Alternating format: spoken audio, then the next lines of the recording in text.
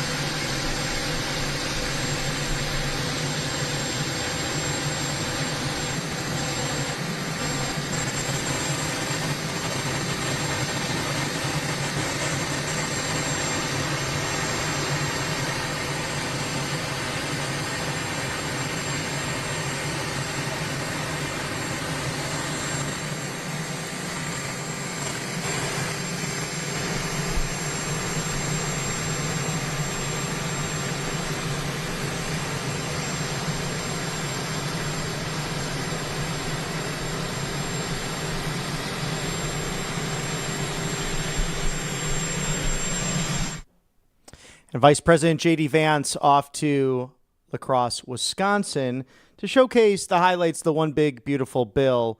And what was really special about last week, you might not have heard this on the network, although we get to ramble often, which is a great blessing in this great country of ours. You have free speech. Never forget that. JD Vance taking questions from local Atlanta reporters and a group of students who are aspiring journalists instead of the national media, which of course was irritating to moi. I wanted to ask a couple of questions, but at the same time, great to see this messaging, this transparency coming from this White House. There's no denying that. As we talk to our colleagues in the media, our good friends out there, right, left, and center, that's what they acknowledge, that these gentlemen, President Donald Trump, Vice President JD Vance, and their teams, extraordinarily accessible. And it's such a great upgrade from just a few years ago with the auto pen and the borders are Kamala Harris. May her retirement go very well in California, and may it stay that way, God willing. And what that salute was pretty great, that Marine salute that we saw coming off of Air Force 2 and also Marine 2 as well. God willing, Vice President JD Vance will be that heir apparent to MAGA, but we'll see how that goes. Let's enjoy 2025 leading up through these years of the golden era as we celebrate 250 years. So we'll perhaps catch some of that coverage today in La Crosse, Wisconsin, as Vice President JD Vance heads to the Badger State to showcase those jobs. And that's the big thing I noticed last week in Peachtree City, Georgia. The fact that in Fayette County, a Republican sitting vice president had not touched ground there since 1992. That was Dan Quayle under the Bush 41 administration. Also a very young vice president who was perhaps a great vice president. In fact, he was. And really a shame that he did not ascend to the presidency in his own right, but also still a big voice in Republican circles and the conservative movement, and one of those really first so-called establishment figures who is very much behind President Trump. And you can remember at that first inauguration proudly displaying that red MAGA hat behind the then former President Barack Hussein Obama. So that gave me a big smile on my face. So a big shout out to Dan Quayle, a great vice president, as this Vice President JD Vance is. And at 41 years young, the third youngest sitting vice president. So a fun historical fact there as we await Karoline Leavitt to hold a press briefing today at 1 o'clock. Stick with us as we do what we do best here at the Live Desk, analyze your daily news, jump into what's happening at the Trump White House, both inside and outside of the Beltway, and also having a couple of great interviews in that process while thanking the wonderful sponsors who make this all happen right here at Right Side Broadcasting Network. And it really is a blessing to have a live desk that brings you this unbridled access, not only to the speeches, but press conferences, also hearings in the Senate when Congress will come back as well, because you deserve to see what your government is up to. And not every outlet does stuff like that. They'll edit and piece this, that, and the other, maybe get a sentence or two and then go back to the talking heads. And granted, we could talk all day long. It's a strange blessing and curse the Lord has granted us, but it's really something we use to help the common good and get the message out there. So if your friend doesn't know about Right Side Broadcasting Network, where to stream it, how to stream it, make sure you let them know at rsbnetwork.com/newsletter. You can sign up for all of those updates because it's not only the broadcast, but it's great writers at this network who dive deep into countless issues affecting you on a daily basis. There's also the ability to donate if you wish, which we appreciate given the fact that, my goodness, we're up against the legacy corporate types. And you go through these, you read some of these things. They attack the CDC director. They attack members of the administration, seemingly for no reason. So we're just trying to get the truth out there wherever it does lead from a right perspective, from the correct perspective, quite frankly. rsbnetwork.com/donate or text RSBN to 801-801. If you like the old school way as well, we have an address. That's 1550 Opelika Road, Suite 6, Box 344 in the loveliest village on the plains. It's Auburn, Alabama, 36830. 1550 Opelika Road, Suite 6, Box 344. Auburn, Alabama, 36830. Home to Auburn University and the Tigers, who are ready to go into battle this Friday. Also, get a good night's rest before this Labor Day weekend for all your festivities, the first week of college football, and to spend time with your family and friends. How can you do just that? Well, it's with mypillow.com/RSBN. Mike Lindell, the free shipping sale, the master marketer. We heard from Mike. We saw Mike in late April in Warren Township, Michigan, when President Trump celebrated the first 100 days of the administration. It's a My Cross. Save 50% on that beautiful cross he wears daily. A male and female version to complement those painting the town red. How about the My Pillow bed sheets? For as low as $24.98, all colors, all sizes.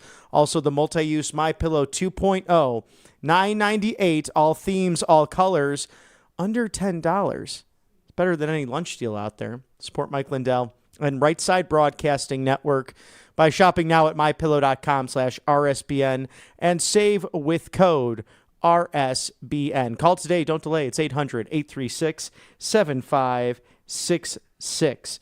So we look forward to seeing Mike again. If you're watching, sir, hello. Always good to see you. You are a defender of free speech, election integrity, and maybe, just maybe, some common sense up in Minnesota, and you will run for that great seat, whether it be the Senate or governor.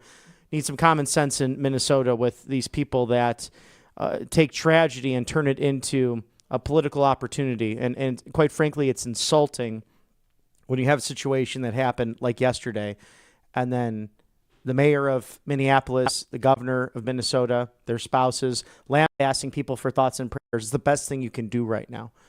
To be united in prayer and communion with people going through what I can't imagine, absolute hell.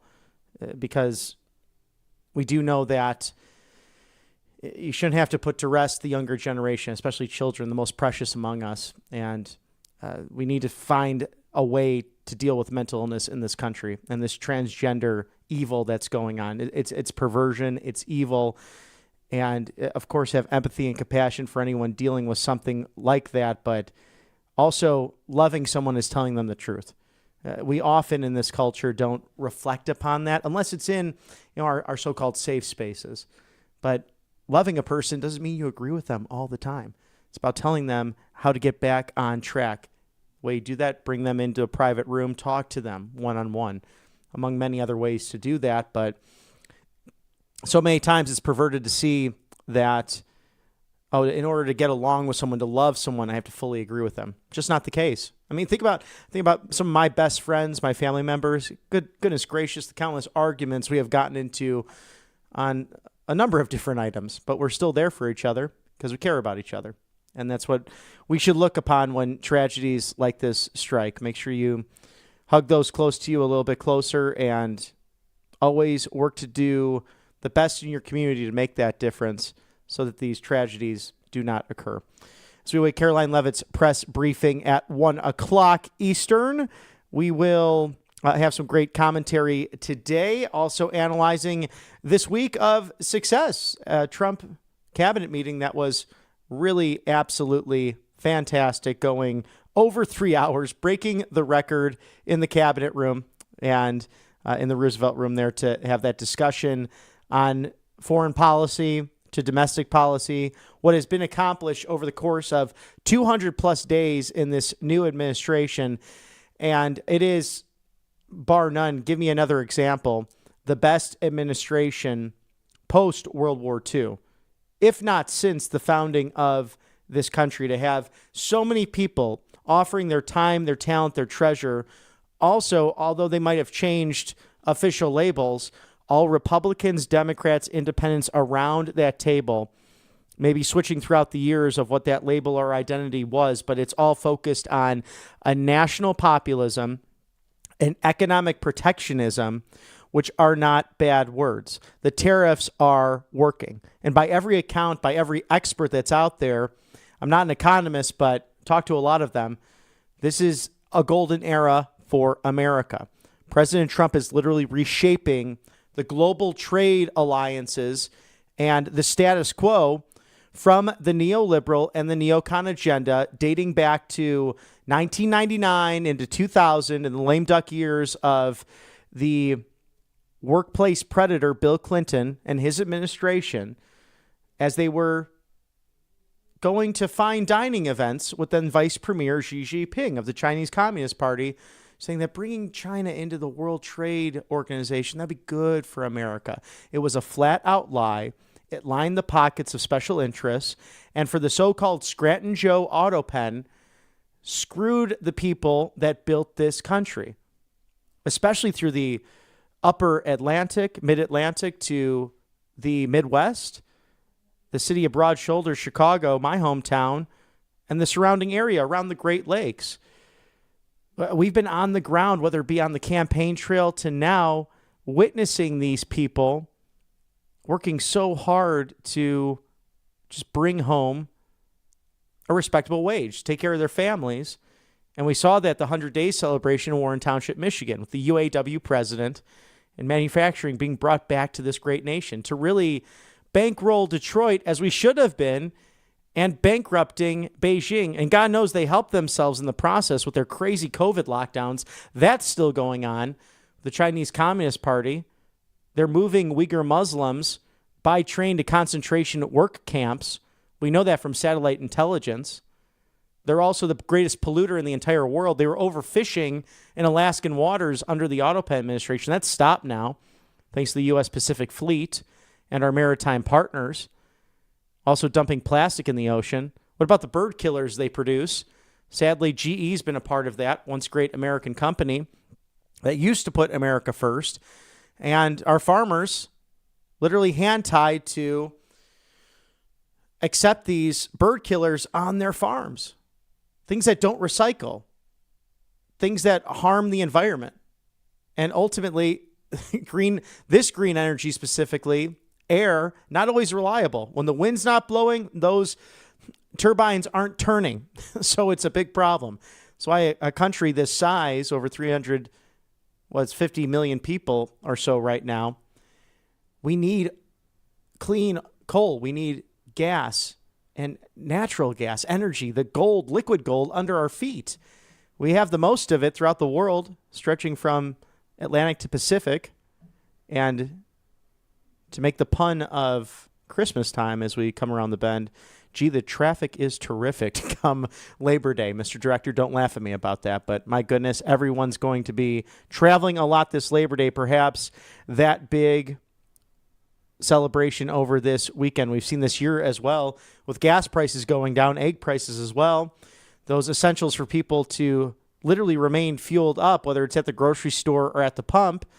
More Americans traveling than in the last 4 years, seeing those lowest prices since that of July of 2021. And if you backpedal 4 years, we saw the canceling of the Keystone Pipeline, that even the governor of Canada, Justin Trudeau, the former communist governor, was on his knees begging the Autopen to keep that pipeline open in order to save American and Canadian jobs throughout North America. It went from Alaska down through the Yukon Territory out west and British Columbia and Alberta into the United States. But then Nord Stream 2 was hooked up online with Autopen's blessing, and that was the overlord, the energy over Germany. And then the European Union president, I think, came to her senses and said, oh no, Russia is able to control Germany and Europe as a whole because of this, and now we're slaves to Russian energy. And then they did what they did going into Ukraine. It all connects. See how this works now? It's a web of mysteries at time, but this president pulled back that curtain and refused to allow globalist deep state actors to have their say in the end. And whether it was Republican or Democrat, the living predecessors of this president, clear failures along with their teams. Some very good people, others with a hidden, darker agenda, because they were more interested in bankrolling their clubs, their groups in Washington, D.C., while harming the backs of the little guy. the actual elite. And that's what President said, too. President Trump saying they like to call themselves the elite. No, actually, you are the elite, the American people, especially those who watch Right Side Broadcasting Network. As we get to the bottom of the hour here, stay tuned for us in roughly 90 minutes. A scheduled press briefing with Karoline Leavitt will be held in the James S. Brady briefing room. Always a good time to see Karoline take on the legacy media items and some of those on the right side of history with the conservative, the new media, whatever you'd like to label it as. I like to say legacy or new. I think that's a good way to compartmentalize it all, because there are some that are there truly seeking the answers and asking good questions, regardless of bias. Then there's others that want to perpetuate a theme or continue the Russia hoax. Even Chicago, we saw that the other day with the press conference with the communist representation that sadly Illinois has, whether it's Governor J.B. Pritzker to Chicago Mayor Brandon Johnson, who's an absolute nightmare of a person. Be sure to tune into The Voice of Reason tonight, where we dive into more of the national news of what's been focused on Chicago, Illinois, a once great city. To Senator Tammy Duckworth, as much as we appreciate her leadership in the military as a Black Hawk pilot 20 years ago, she lost her legs serving in American freedom operations in Afghanistan and Iraq. Operation Iraqi Freedom. The people who were over there did so with due diligence, but you think she'd have a different opinion on the neoliberal, neocon foreign policy of exporting democracy through force, just like Vice President JD Vance experienced as a Marine veteran, and it made him realize, oh my goodness, what are we doing over here? No, she started to perpetuate the Russia-Ukraine hoax, the Russia, that she called President Trump a puppet of Vladimir Putin because of the Alaska summit, because of pursuing peace. Amazing thing. And Senator Dick Durbin, thank God he's retiring, was not too far behind in the comments. And it's almost like, is the sky blue? For that group of people, they would say the sky is red. It's really an amazing thing to watch, but we will stay on it here at Right Side Broadcasting Network to bring you all of those hard-hitting analysis, the news, and opinion, as we thank our sponsors, allfamilypharmacy.com/RSBN.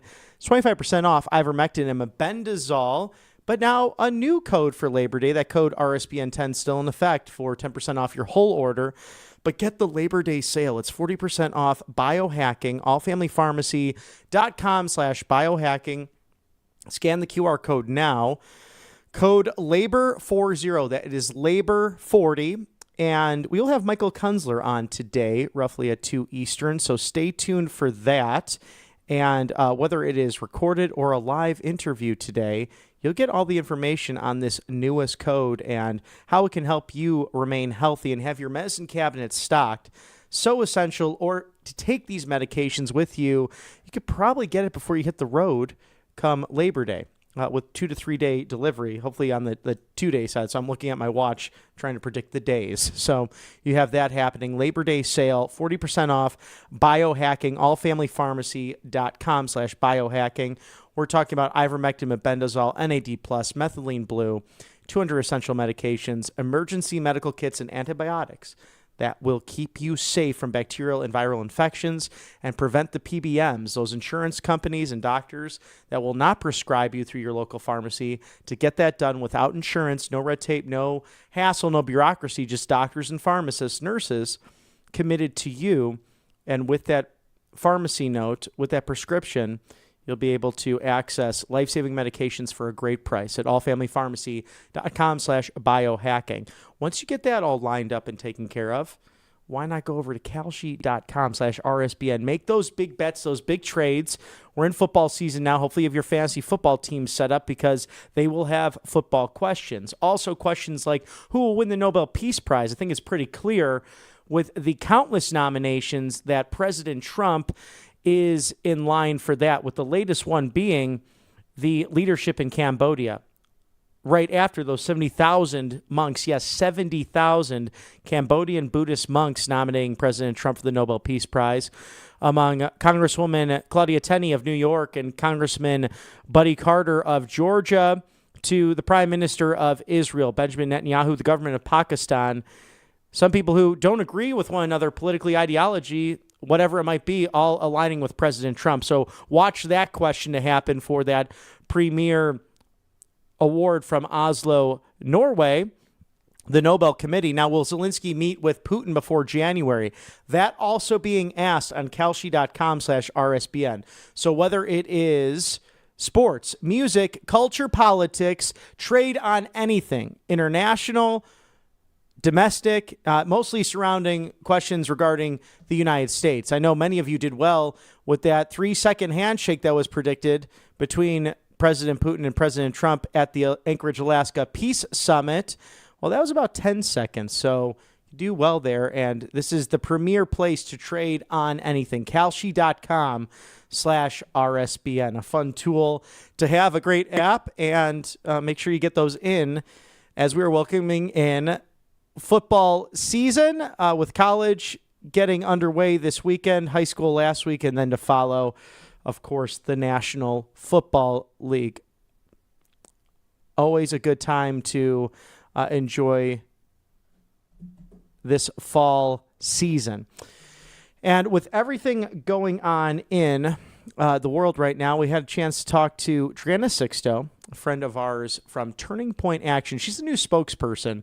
She dives into a number of different items affecting the United States, both domestically and abroad, and had the opportunity to speak with her yesterday. So in case you missed it, we will talk about that right now with Drianna. And welcome back to RSBN. It's Drianna Sixto from Turning Point Action, the spokesperson. It's amazing to see Cracker Barrel, a full 360 or a 180, whatever you want to call it. But Uncle Herschel is back. How exciting. Thank goodness. Thank goodness. This is, I think, one of the first companies I've seen take the critique that the public gave them and walk things back.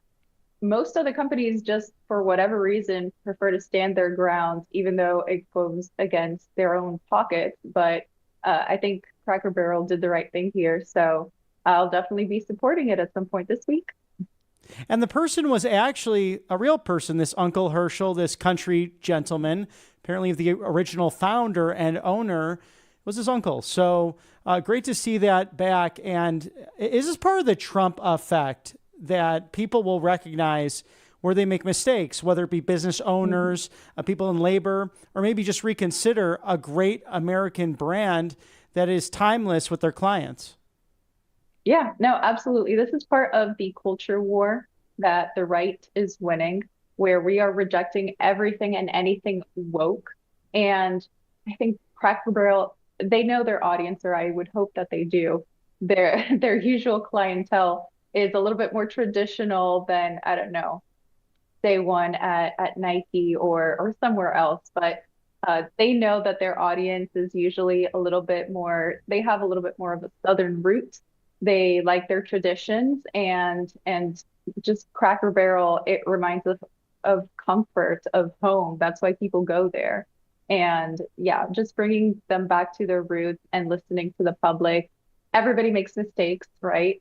Everybody can have those little mess ups, but I think there's humility in recognizing when you did something wrong and just correcting course. And that's it. That's it. You know, it's in the past. So we'll definitely be out there to support them. Speaking of recognizing where something might go wrong, I was shocked to see that Morning Joe actually diving into some journalism and trying to get the right answers out of Mayor Brandon Johnson, because they clearly, if you saw that interview, they were not on the same page. Mayor Brandon Johnson of Chicago, along with those other communist Democrats that are in that city, focused on housing and democracy. But Morning Joe asked clearly, is it more boots on the ground from the Chicago Police Department that can help bring down these crime levels? Yeah, absolutely. And I love it when some people on the left wake up, kind of like Bill Maher has recently, and they're not just completely towing their own line. This isn't a partisan issue. This is really a safety and security issue. And trying to deny, which is what these Democrat politicians in Illinois were trying to do, trying to deny the help that Donald Trump was trying to offer them by sending in the National Guard to help them clean up their city, to help them reduce the violent crime that Chicago is very well known for, unfortunately. That's got its nickname Chirac. And no American city should have that kind of nickname. So I think it was absolutely disgraceful that there's so many politicians that, because of their own ego, are willing to let their own citizens die. And so it's good to see, and it's refreshing to see somebody like the Morning Joe show finally be on the right side of history, even though it doesn't toe party lines. And how many times have we heard now? President Trump has said this week, the week prior, including the cabinet meeting on Tuesday, that he's willing to work with Republicans, Democrats, independents, everywhere in between in order to help provide for that safety. We've seen results in Washington, D.C., but I'm just surprised that Governor J.B. Pritzker won't simply pick up the phone and ask for the president's help. Yeah, or just say yes. In less than 2 weeks, I think that there has been it was a 42% less of robberies in the DC area, 42% less violent crime. And so and over 500 arrests have been made, with a lot of them being gang-related arrests in the city of Washington, D.C. Imagine if Chicago had the same resources which President Trump is offering, right? I feel like it would be so spiteful and so egotistical to, as a mayor, decide not to take the help that Donald Trump is offering, just to not give him credit, and say that a Republican came into their city and fixed it and made it safer for their own citizens. That's the Democrat Party for you, unfortunately. There might be a few good ones left. So, Morning Joe, Bill Maher sometimes makes a rational decision and choice. And they know that this is more than just party related. This is about serving the American people. And Donald Trump has said that, had repeated that he is here to serve the interests of all Americans, regardless of their party affiliation. And Triana, that service, a highlight as we approach Labor Day. I had a chuckle or two with Secretary of State Marco Rubio from that cabinet meeting. He said, "This is a particularly good Labor Day for me, being that I have 4 jobs to conduct right now," because he's doing an amazing job, and he's from your free sunshine state, the home of Florida. What do you think about the Labor Day as we approach this 200 plus days in office and all the successes of this administration? I think that Labor Day is kind of ironic in this case, because I know that President Trump and a lot of officials in this administration do not take time off. And they do that because they want to serve us, and because they know the disaster that they have inherited over the Biden administration. And so it's going to take weekdays and weekends to fix what they broke. And I think that, well, me personally, I also believe in hard work. I believe that, Labor Day is kind of a little bit of a lefty influenced holiday. And so I personally don't usually celebrate it, even if it's, given by our company or not. I personally take that day to take advantage and get stuff done. And I think a lot of Americans share in the same spirit. So I thought it was funny. Rubio, who, by the way, is a local, not just of Florida, but of where I live. He's in my own city of West Miami. That's where he grew up in. And so he's a very, very, very local person to us. And it's so refreshing to see him in the position that he's in, being also Cuban American like myself. So it's great that this administration gives opportunities to everybody and gives those opportunities to the most qualified, regardless of their background, as long as they're willing to work hard. And we do know that about the Rubio family and Cuban Americans as a whole. I love the story that he mentioned his dad would come in after bartending and he'd hear those keys jingle around 11 o'clock midnight. He'd say, "Marco, go to sleep. You have to be focused and study in school. work hard, prepare, and look at the resume he's had from city council to Speaker of the House in Florida to United States Senator, presidential candidate, and now perhaps the greatest Secretary of State post-World War II. In fact, this cabinet, I really was watching on Tuesday, and I thought, Triana, wow, this is like the founding fathers. You can't really compare the two 250 years later, but look at these people. Republicans, Democrats, independents, political rivals in their own right at certain times throughout the last decade, including President Trump, and then Senator Marco Rubio, who battled it out in that 2016 primary, coming together, putting their lives, their trust, their sacred fortunes, their family safety on the line to make America great again. Yeah, and I think that this highlights, and that a very long cabinet meeting highlights that we're so open, that this administration is so transparent to the public. It was, I think, a record of 3 hours and 16 minutes. And I think that's the longest meeting so far in his second term. And we get to see it. We get to see the unfiltered interactions between our president and members of his cabinet and other high-level officials and administrators, and see them deliberate like real time. We get to see them exchange these ideas, and it's a very stark contrast to the previous administration, where everything was done in the shadows and their little puppet, unfortunately with dementia, would be brought out just as proof of life every now and then.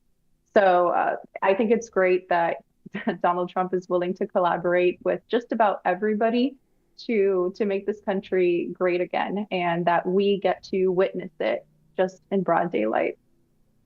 And Lori Chavez-DeRemer, someone recommended by the Teamsters, although a Republican, it wasn't a good pick necessarily, according to some establishment Republicans in Washington, D.C. She's done an outstanding job, as her colleagues mentioned that we work with her office on an almost daily basis. In fact, many of them in communications to work together in a cohesive nature for the federal government to serve the rest of the country. Joanna Sixto of Turning Point Action, the spokesperson. Please come back and see us soon at Right Side Broadcasting Network. Absolutely. Thank you for having me. Always great to hear from Driana Sixto of Turning Point Action, the spokesperson. And again, congratulations to her. She's the new spokesperson. We worked together at that illustrious organization, taking back America's campuses and really seeing the culture war up front and center and how it's changed, modified. It's really a nationwide battle in every single community since the COVID years. Thank you to our sponsors, angelpace.com. Experience the miracle that is out of Spring, Texas, the Lone Star State, the Houston Metroplex. You know that's off the Gulf of America.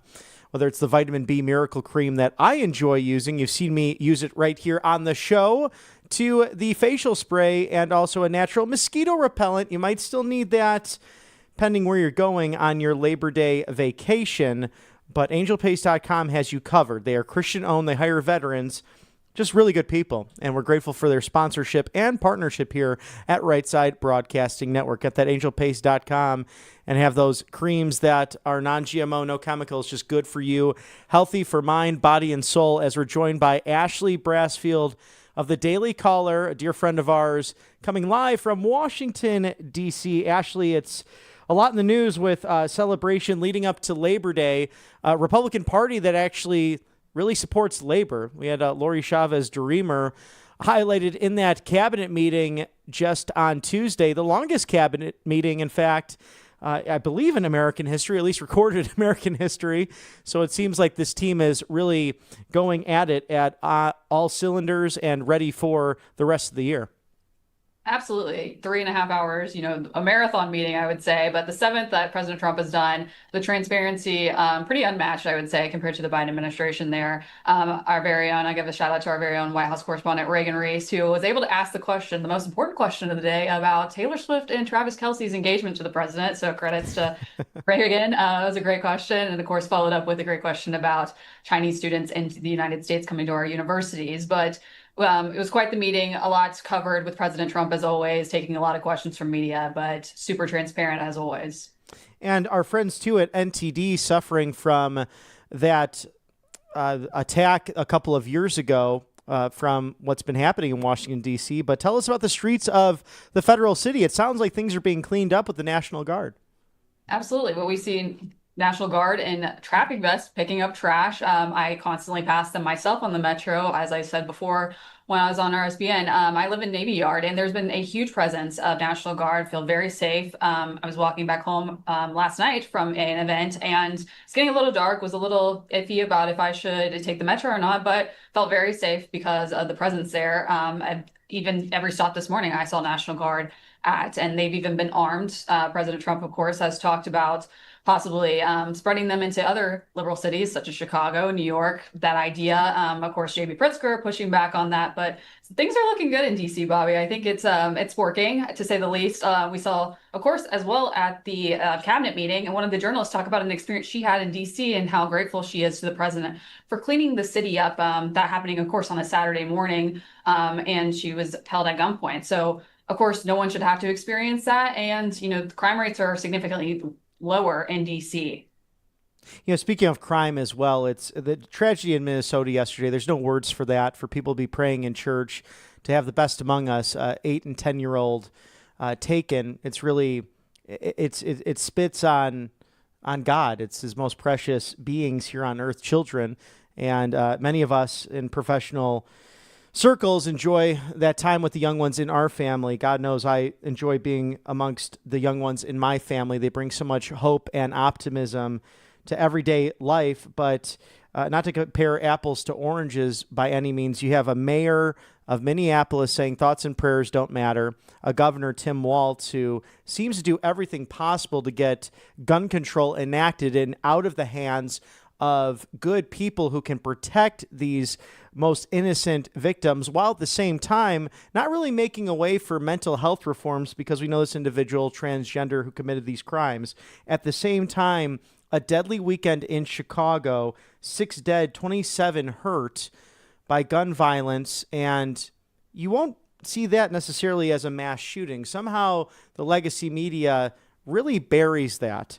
So how can we, I guess as a culture, really address these problems that affect certain pockets of America and still be the land of the free, the home of the brave, and have that really American opportunity? I mean, we have to be protected as a citizenry, just like you are being in Washington, D.C. right now. Absolutely. And just a horrific scene. My heart goes out to all the families and victims. Of course, thoughts and prayers as well.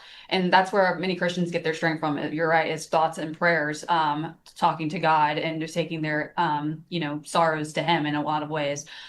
What's going on in Minnesota is terrible. Of course, with the leadership, you saw it said the mayor as well as Tim Walz, which would have been our possible vice president if Kamala Harris had won the election, of course.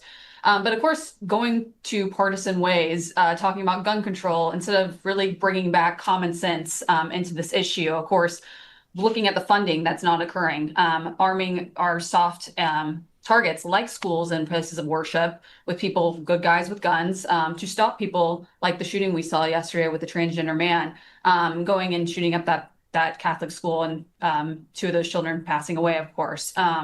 There's a lot going on with this issue. It's the same repetitive cycle. If you look at the Washington Post, actually, they have a mass shooting statistic, and it goes up every time one happens. Well, if you really break that down and you see how many mass shootings have occurred, well, my colleague actually saw that there's been about 4, and 2 of those have been due to transgender shooters. So looking at that issue, like you said, mental health, but I don't think it's going to be, the government hasn't done anything yet to stop mental health issues, of course. I think where we can actually do something is where we fund and arm these, schools, the soft places that that are always targeted. So practical solutions from some of these elected leaders, and even those that aren't elected, to call for this, not going to their partisan ends, instead coming to a bipartisan solution is so important here, in my opinion. But practical solutions, we have a very good friend with Community First Project. He's a nonprofit, was a Navy SEAL. He dedicates his time to training law enforcement officers to these active shooter situations. But putting that on a mass scale, that's so important. I think we have to look at those practical solutions going forward in these scenarios. And Vice President JD Vance actually touched on this, that even though Ronald Reagan, a personal political hero for him, he said one of the mistakes of that administration was getting rid of insane asylums. And now we see a situation, one of the biggest, I think most glaring thing I've seen really growing up north in the Chicago area to down in the South and spending some time out west as well.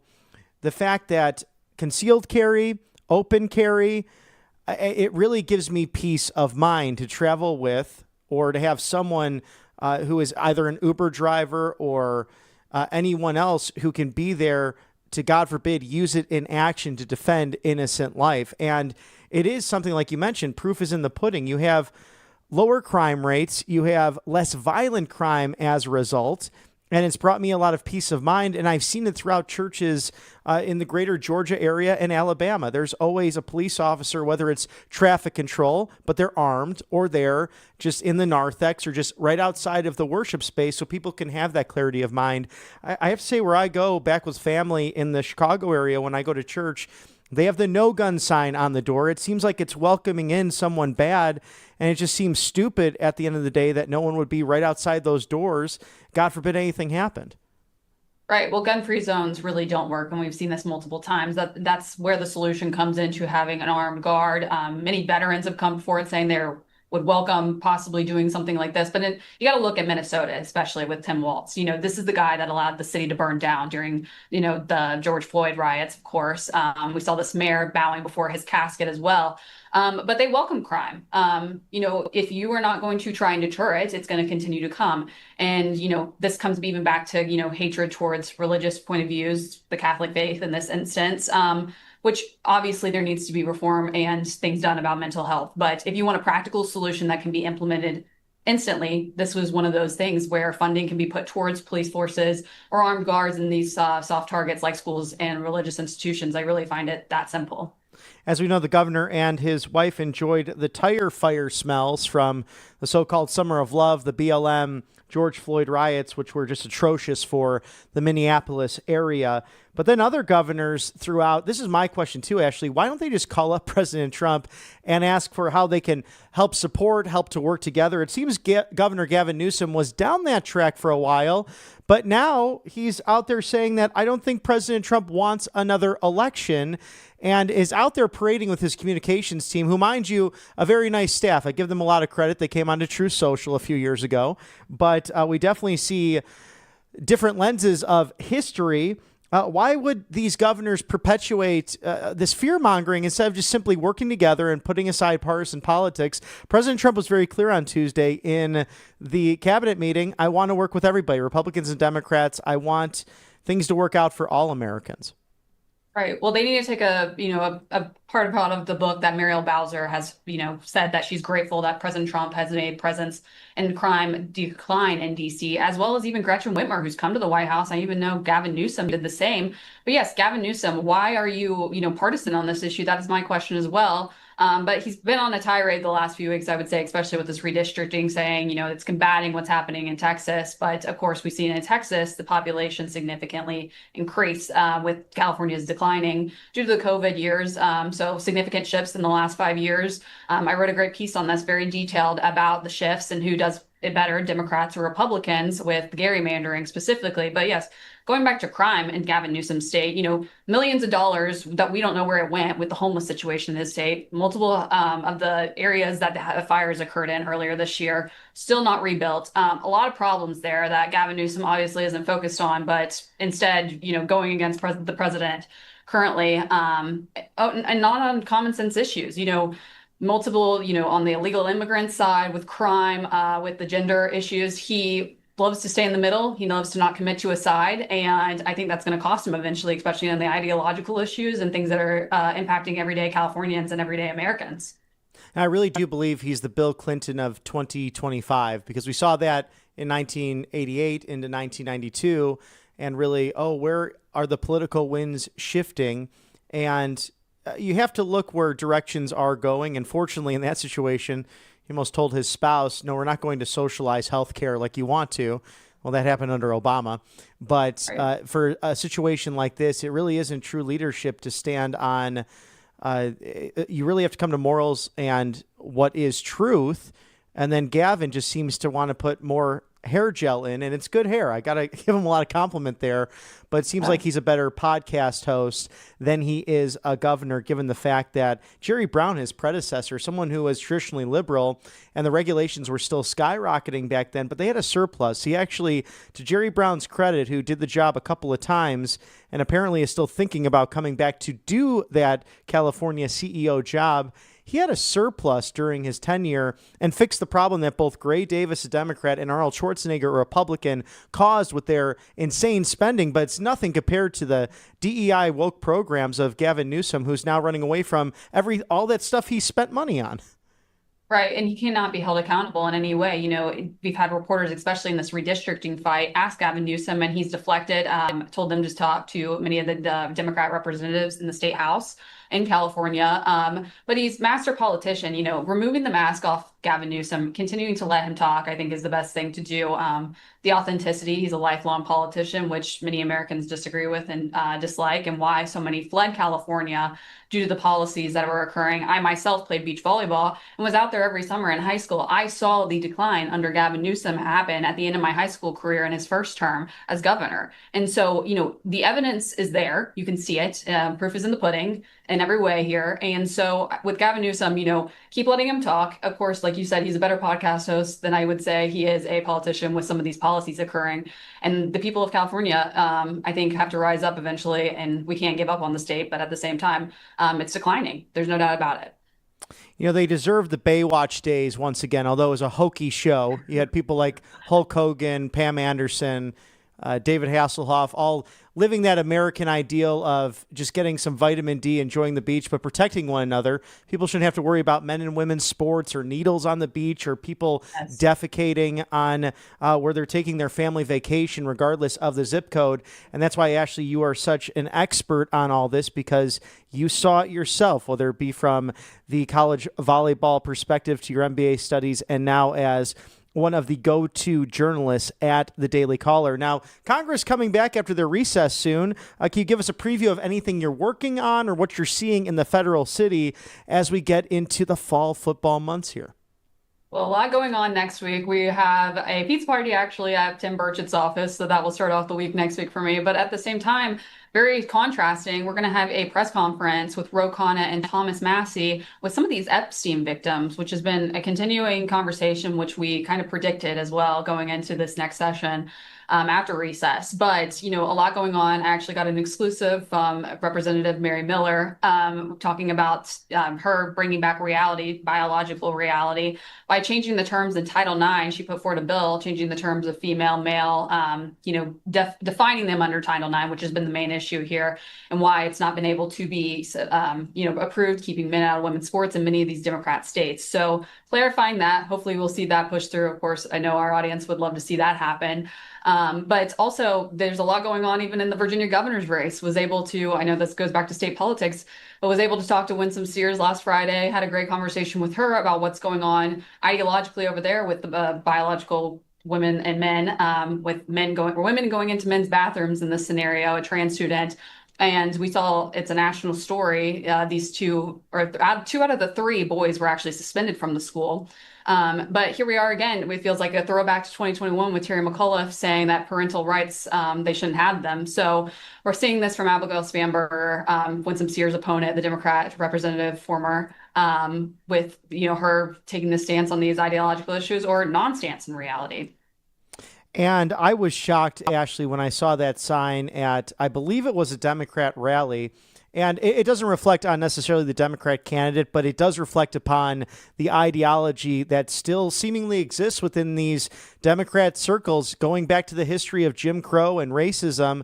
The fact that the sign said, if you want to keep transgender people out of this, that, or the other, let's keep blacks away from water fountains. I couldn't believe someone actually took the time to make a homemade sign like that to just spew such racial inequality and, quite frankly, I think a very evil ideology that not long ago in history was something very common for people in the South. Right. Well, polls that just came out yesterday that I was actually sent by some on the Arlington GOP showed that, Virginians are against this issue completely. It's, just if you look at the polling, it shows it, it reflects it in three of the questions. When I asked Winsome Sears, of course, about this, I said, you're probably used to this as a politician, and being someone in power, but how does that make you feel as a woman of color, as of course, a Marine, just someone who served this country and now is a public servant? How did that make you feel? And she said that she never gets used to it, but she feels the need to fight for these kids that are being disciplined, those two boys that I referenced. And so a great answer from her. But like you said, it's mostly, we can't reflect it totally on Abigail Spanberger, but her silence on the issue and saying that Winsome Sears is divisive shows quite a non-answer, in my opinion. She put out statements through her own spokesperson specifically, and not directly from her at first. So very delayed, and really what I find to be a Terry McAuliffe moment, in my opinion. A very excellent point from a very smart person. It's Ashley Brassfield at the Daily Caller. Always love your analysis, your writings. And in case people are watching for the first time, although you're a fairly regular guest here at Right Side Broadcasting Network, where can we find your work? Yes, well, I'm on X at Brassfield Ashley, and on Instagram at Ashley E. Brassfield, and I'm on True Social as well at Ashley Brassfield. Thanks so much for taking the time, Ashley, and have a great Labor Day weekend. And you deserve it. You're working hard out there in the federal city for all of Americans. We look forward to seeing you again at Right Side Broadcasting Network very soon. Well, thank you. It's a pleasure. And as we get ready for Karoline Leavitt, roughly 57 minutes from now, we are just diving into everything in the Beltway, outside of the Beltway, and the stories that matter to you, and especially the sponsors that we partner with that can literally mean the difference between your health or sickness. Cove Pure, one of the best groups out there fighting for your right to drink pure, good H2O. So look at this. Utah, Florida, now passing legislation to ban fluoride, pesticides, chemicals out of the drinking water. This great device actually sits right on your kitchen counter. You can put it in your office or maybe the den, somewhere out of the way. It's smaller than most coffee makers, in fact. And their clear water technology gets rid of 99.9% of the impurities that are in water. So there's fluoride out in the world for 80 years. In fact, 8 decades, they've been putting it in the water. So who's justified through all this? Who can smile even though he doesn't want to? It's Secretary Robert F. Kennedy Jr., who fought the big corporations and big labor in a bipartisan manner as an attorney when everyone was laughing at him in the 80s and the 90s, fighting to get the fluoride out of the water because it's in toothpaste, it's in other daily things that we use, but you shouldn't have to be ingesting it. And we know how it affects health and makes it poor. In fact, I dealt with thyroid issues that the fluoride gets into the thyroid and it's not a good thing. So you shouldn't have to drink it if you choose not to. So covepure.com/RSBN, your go-to. Get $200 off now. Their Clearwater technology on the forefront. Truly the best reverse osmosis system in the entire market. Drink pure, live pure. And according to JAMA Pediatrics, this is big if you have kids. Their doctors and scientists found that if your child is drinking out of the tap water on a regular basis, it's likely their IQ will go down by at least 2 points, if not more. Let's make America healthy again. Covepure.com/RSBN is the way to go to get $200 off as well. And then once you have your clarity of mind and health taken care of, something that could be emotionally stressful or even just tough on the psyche, it's debt. A lot of us have gone through it. It's these inflationary times are now leading into the golden era. Americans have been through a lot financially, so break free from that debt. No credit score required. See if you qualify today. PDS.com/RSBN. Get your free assessment. It's secure. You have a free quote. There's no hassle. There's no worry. And they don't demand that credit score. Huge to see if you qualify in 30 seconds with our great Patriot friends at pdsdebt.com/RSBN. So be sure to give them a visit today if you have questions on any debt issues and breaking free from that, because who wants to put up with that? It's always nice to have some extra dough to enjoy the fruits of your labor. pdsdebt.com/RSBN. Get that free assessment today. Thank you for your sponsorship here on the right side of history. And as we await Karoline Leavitt and a press briefing at the top of the hour, let's hit a quick commercial break for additional sponsors. Stick with us here. Don't change that dial. It's Right Side Broadcasting Network Live.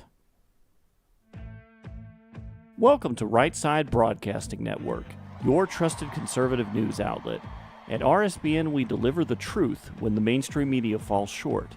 Since 2015, we've proudly broadcasted every single one of President Trump's iconic MAGA rallies, bringing you the excitement and energy live before anyone else.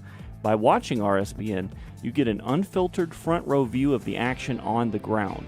We interviewed the crowds to give a voice to millions of Americans just like you. We show you President Trump's speeches in their entirety, free from interruptions and censorship. We cover the stories that matter to you with the integrity and passion you deserve. Thank you for choosing RSBN as your home for America First News. Together, we stand strong, united, and informed. So join us and be part of the right side of history.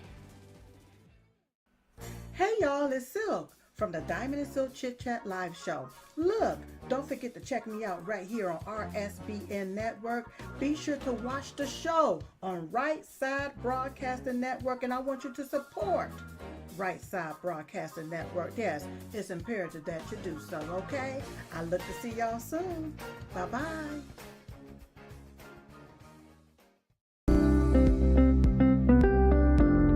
allfamilypharmacy.com/RSBN. You can scan that QR code now, RSBN10. That is the code, easy to remember, for 10% off. This is ivermectin, hydrochloroquine, antibiotics that will save you and yours from bacterial and viral infections, NAD+, and much, much more. 200 essential medications and emergency medical kits, the meds you trust delivered to your door. Welcome back to Right Side Broadcasting Network Live on this Thursday, August 28th. Some breaking news from yesterday. Susan Menores is no longer the director of the Centers for Disease Control and Prevention, and Dylan Burrows, great writer here, detailing that here at the network. And a bit of a surprise, it was a party line vote of 51-47, but with roughly a month in that office, she has departed, and Secretary Kennedy with HHS overseeing the CDC stating that he has full confidence in his team. This is prior to that anticipated September report with the potential linking of autism to a number of different varietals in the environment to vaccine usage. Everyone there, including Ms. Menarez, stating that vaccines are safe and can be used in different ways. It's just about vaccine freedom and having that choice pending your bodily autonomy, whether or not to get them and what dosage. And as you have kids going up through school, just having that, again, medical freedom, because on the other side of the aisle, it's always that mantra of my body, my choice, but only seems to be with one issue, being that of abortion, which really biological science, it's actually two people there, the mother and the child who is yet to be born. And science teaches us that. So it seems as more and more often now it's the Democrat Party that is anti-science. They think there's 57 plus genders to this idea that a child is, they really can't define when conception happens. It's when the egg is fertilized. We know that to be true because of science. But it's almost as if you're going to a Trivial Pursuit night or one of those nights at the pub, and they always yell out the topics and go, science, if you've been to one of those, which is always a fun thing to do. And I think Democrats would fail that section and would lose on trivia night at any given pub, because they just simply seem to not believe in biological science, as we're seeing on a daily basis with their rhetoric. But we know that this administration committed to common sense and committed to making America healthy, safe, and great again.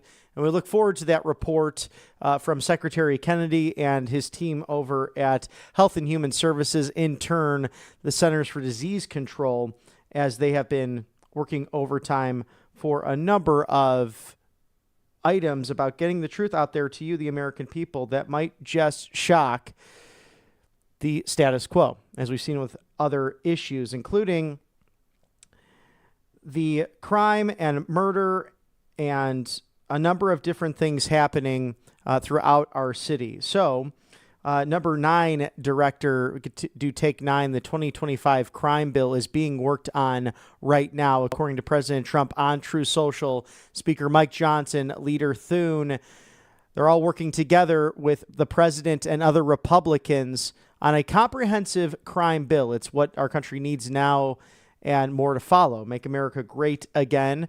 We'll see how that might mirror something like the 1994 crime bill, which then was the signature legislation of then President Bill Clinton, something that was also pushed with somewhat of a gun control act through that by then Senator Joe Biden's office. We'll see how that mirrors this. That was probably the last large time, at least a large package of legislation when it came specifically to a crime bill. But we know that, sadly, a mass shooting only seems to be categorized by the legacy media based on what happened in Minnesota yesterday, as tragic as it was. And again, our thoughts and prayers with everyone there. But something the legacy media doesn't touch on, and that President Trump does. I have been fully briefed on the tragic shooting in Minneapolis, Minnesota. The FBI quickly responded, and they are on the scene. The White House will continue to monitor the terrible situation. Please join me in praying for everyone involved. We know that flags are at half-mast. And also with that, number 11, Mr. Director, the crime is spiraling out of Chicago. A really deadly weekend in Chicago, 6 dead, 27 hurt in crime last week that sprees all over the city. Panic-stricken Governor Pritzker says that crime is under control, when it is in fact just the opposite. He is an incompetent governor who should call me for help. Mayor Johnson is no better.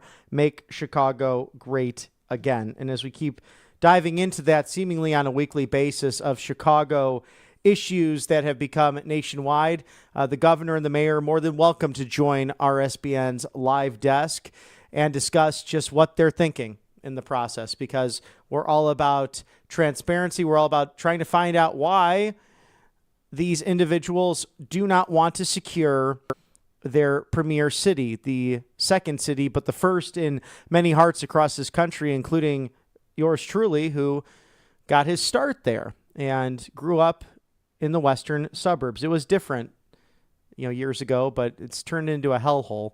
And I just am trying to understand. This is my question for them. Maybe we'll get the opportunity to ask those questions. Why are you usurping federal law? Why don't you want to have partnerships with the federal government? Why don't you want to secure your city? Why aren't you doing community policing?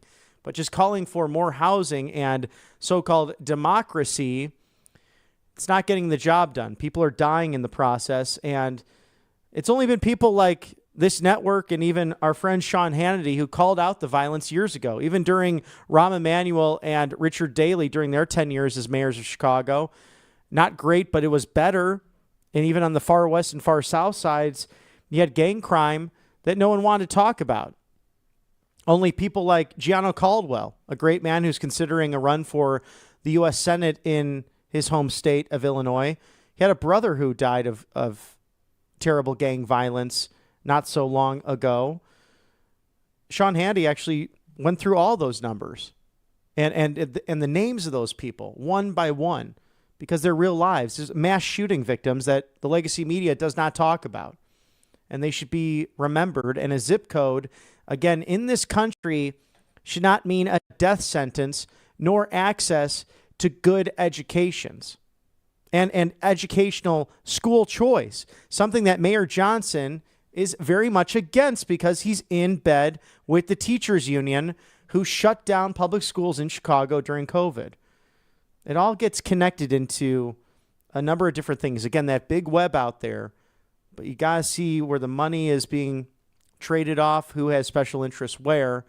And right here on Right Side Broadcasting Network, wherever those breadcrumbs lead, wherever that trail goes, we'll be right here to help find that all and bring light to the darkness.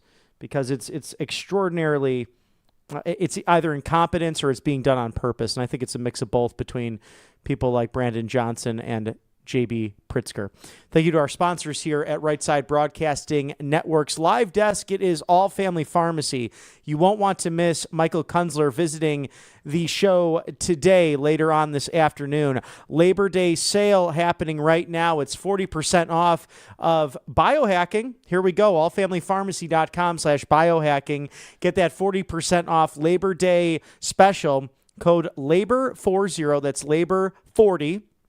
That's in addition to the 25% off of ivermectin and mebendazole happening now, and the code that is a lifesaver to bring down the costs with these bacterial and viral nightmares that are affecting our communities. But you have a way of fighting back with over 200 essential medications with code RSBN10. Scan that QR code now. Look at your options. allfamilypharmacy.com/biohacking, where you can look at your options, because you need emergency medical kits, you need antibiotics, and these 200 essential medications, and medical freedom choice from the PBMs that have the insurance companies that are double dipping with pharmacies down the street from you, and perhaps your doctor won't sign that prescription paper for these life-saving medications. Well, if you don't have insurance, there's no red tape, there's no hassle, there's no bureaucracy. Just doctors and pharmacists, nurses who care about your well-being at allfamilypharmacy.com. And we know President Trump,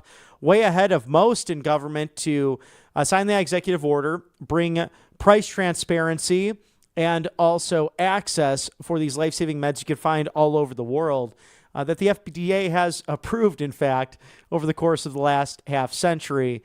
Why not have them for the right to try? It just is common sense. So allfamilypharmacy.com/biohacking, your go-to. So once you got yourself healthy or prepared for the next disaster, how about averting a financial disaster? You know, Bank of America, they are talking about the dollar spiraling downward, and the gold standard, we probably should not have gone off of it, but with all of this talk of crypto to digital currencies and the frightening idea that you give your bank account shut off in the 21st century, gold and silver have stood the test of time. For 6,000 years of recorded human history, it's always going up in value. And it's your hedge against inflation. It's your best bet against renegade and rogue governments and paper currencies. Grab your complimentary presidential gold guide now. Call today, don't delay. It's 800-476-7790. Ask how to eliminate your annual IRA fees for life. You visit rsbnforthegold.com, rsbnforthegold.com. Call immediately to discover how you can eliminate those IRA fees permanently. rsbnforthegold.com. Again, that number, 800-476-7790. Thank you to Monetary Gold. Let's get into that bull market, this golden era of America, and perhaps with that gold and silver pieces, you can trade some of those for a couple of tickets to either the FIFA World Cup next year or the wonderful Los Angeles Olympics that will be happening in 2028, all under this president. He got it done, and as he said, God works in mysterious ways, because he was supposed to be out of office now, but because of what happened in 2020, he had the ultimate political comeback, and we are all grateful for that. Monetary Gold, thank you for sponsoring us on the right side of history. And I thought about playing this, maybe not playing this, but it's always good to reminisce on what took place during last year. And President Trump, before that shooting took place yesterday in Minnesota, releasing a video on Butler, on when his life was almost taken by an assassin's bullet, and the violence that is occurring in America, whether it be through gang crime to the failed leadership of New York, Chicago, to California, to what happened yesterday by an absolute maniac. We should not settle differences nor perpetuate hatred by taking someone's life. I think everyone agrees on that. I hope everyone agrees on that. And it should be something that both sides look at to bring down the temperature, including people like Eric Swalwell, who said he wants to bury his colleagues under the Capitol. He should apologize for those comments, because it's insensitive, it's insane, but it's worth remembering President Trump, what he's been through since July 13th of last year, this entire movement, in fact. and what we've been through and where we've come to with all of the success. A recap video over the course of the last year about the strength of this country, the strength of America's 45th and 47th president, his family, and the path we're on in this golden era.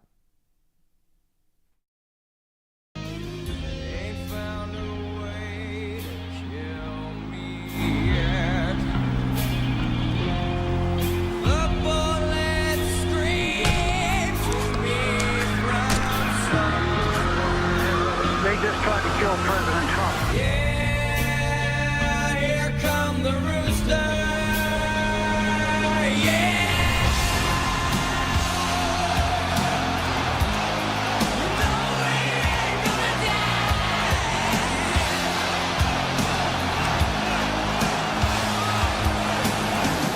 I felt then and believe even more so now that my life was saved for a reason. Iran's nuclear ambitions, they are officially dead. President Trump took the most unsecure border we've ever seen and secured it in 7 weeks. President Trump's big, beautiful bill has passed in the House. It is going to be a colossal help to the American people. I believe I was saved by God to make America great again.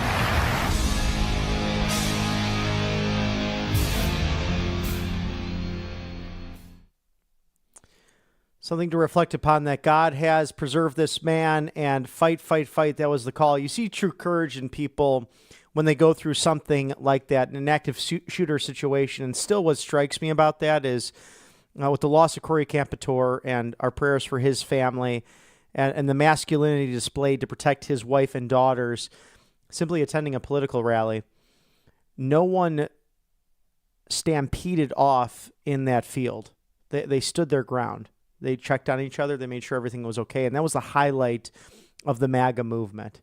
And that's why I encourage countless people on the campaign trail, come see this, because not only are you living history in the front row, but say, I don't know about, his personality or this, that, or the other. I don't like politics. You hear that a lot. Well, you get to see these people that would take so much of their time, their busy schedules, to go and listen to the President of the United States, to be engaged in democracy, truly be there with friends and family and co-patriots across this great nation. Many of you who watch were all part of that over the course of the last decade, especially last year, all culminating in great events like the first outdoor rally, which was August 20th last year. That was the first of MAGA, Megan Kohler, who joined us for that. First outdoor rally in North Carolina. Think about that when a month after the assassination attempt, the flyover of Trump Force One to Madison Square Garden. An amazing event. And as our guests have said this week, no one got bussed in for that. It was simply those in the New Jersey, New York, Connecticut, tri-state area, among others, who flew in for it to experience at the Garden, such a historical venue for countless reasons, especially if you've been to those great Billy Joel concerts right there in Madison Square Garden. It's a special moment. Thought about that when Hulk Hogan came to speak there as well. The time he flipped over Andre the Giant.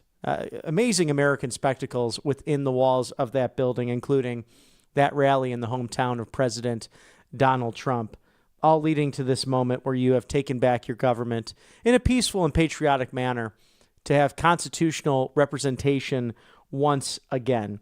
And I think it's hard for the legacy items, not just the media, to digest all of that, but people like Rhino, Karl Rove, number 4 Mr. Director, that President Trump on Truth Social, stating that the Rhino himself, Karl Rove, the Bush architect, when asked on Fox and Friends, a great show, but just how to explain the tremendous success of the Republican Party with millions of people joining it and the Dems losing millions, was unable to give an answer. He just couldn't utter the words, President Donald J. Trump. That's okay. The people get it and always have. And that is true because it's the rhinos and the far left globalist Democrat leaders that want things to be the way it used to be. Remember, it's not, and I'm always about being cordial regardless of where you are. Shake hands, say hello to people. But I thought that was so odd when the J6 FAW committee of people like Liz Cheney, Benny Thompson, who wanted to get rid of President Trump's Secret Service detail prior to Butler. Remember all that? Also, Adam Kinzinger. I mean, what a joke of a human being he is. All perpetuating a false narrative surrounding January 6th. And now we know that Ashley Babbitt has been given full military funeral honors by the Air Force, as she should have in the first place. She was the only person who was murdered that day by a masked agent with a glove. And there's been no sense of justice in that situation for simply being inside of the Capitol after the doors were opened. And it's her Capitol. She paid for it. She's a taxpayer. 4 tours of duty in the Air Force to have her life ended like that for simply protesting what she saw as just and as a falsehood happening within our elections. Her rights were taken away that day. And you saw a fake narrative that was perpetuated by most legacy outlets, saying that others were attacked, killed, and maimed in the process. Just wasn't true. Found out later that what was happening was actually happening. But we know that Ashley was the only one who lost her life in that. And we think about her family and her life on a regular basis after serving this great country, be given full military funeral honors by the Air Force. Ashley Babbitt, may you rest in peace. Thank you to our sponsors here at Right Side Broadcasting Network, especially Kalshi.com/RSBN, who will win the Nobel Peace Prize. I think President Trump has proven himself worthy of that by countless elected officials, leaders in foreign governments, to 70,000 Cambodian Buddhist monks all believe that President Trump should win Oslo, Norway's premier award for peace, the Nobel Peace Prize. I can add my name to that list, an illustrious list of people who truly deserve and believe that this peace through strength mantra can create that lasting peace throughout the world, especially here in the United States. Now, will Zelensky meet with Putin before January? It's an interesting thing to think about. We know that, according to the recent numbers here, I believe 15 are now dead because of Russian strikes yesterday, injuries of more than 45, and the deadliest attack on Kiev in recent months, and European Union offices damaged in the process. So we'll see if President Putin will keep his word. It doesn't seem like it at the moment. But all of those questions, and questions like, will the Los Angeles Dodgers win back-to-back World Series championships like the Florida Panthers did in the National Hockey League? So whether it's sports, music, politics, culture, international affairs, to what's happening just down the road from you, those are the questions that are being asked on Kalshi.com/RSBN. Trade on literally anything. Thank you for sponsoring us at Right Side Broadcasting Network's live desk. And do you have the dry skin, the eczema, or you just want your skin to glow when you go paint the town red, especially for football season, or that first date, or maybe that 50th silver wedding anniversary, whatever that might be? Why not visit the miracle cream that is angelpaste.com. They're out of Spring, Texas. They are right off the Gulf of America, so they know a thing or two about mosquitoes. They're like birds down there. And in that tropical climate, you need their all-natural mosquito spray.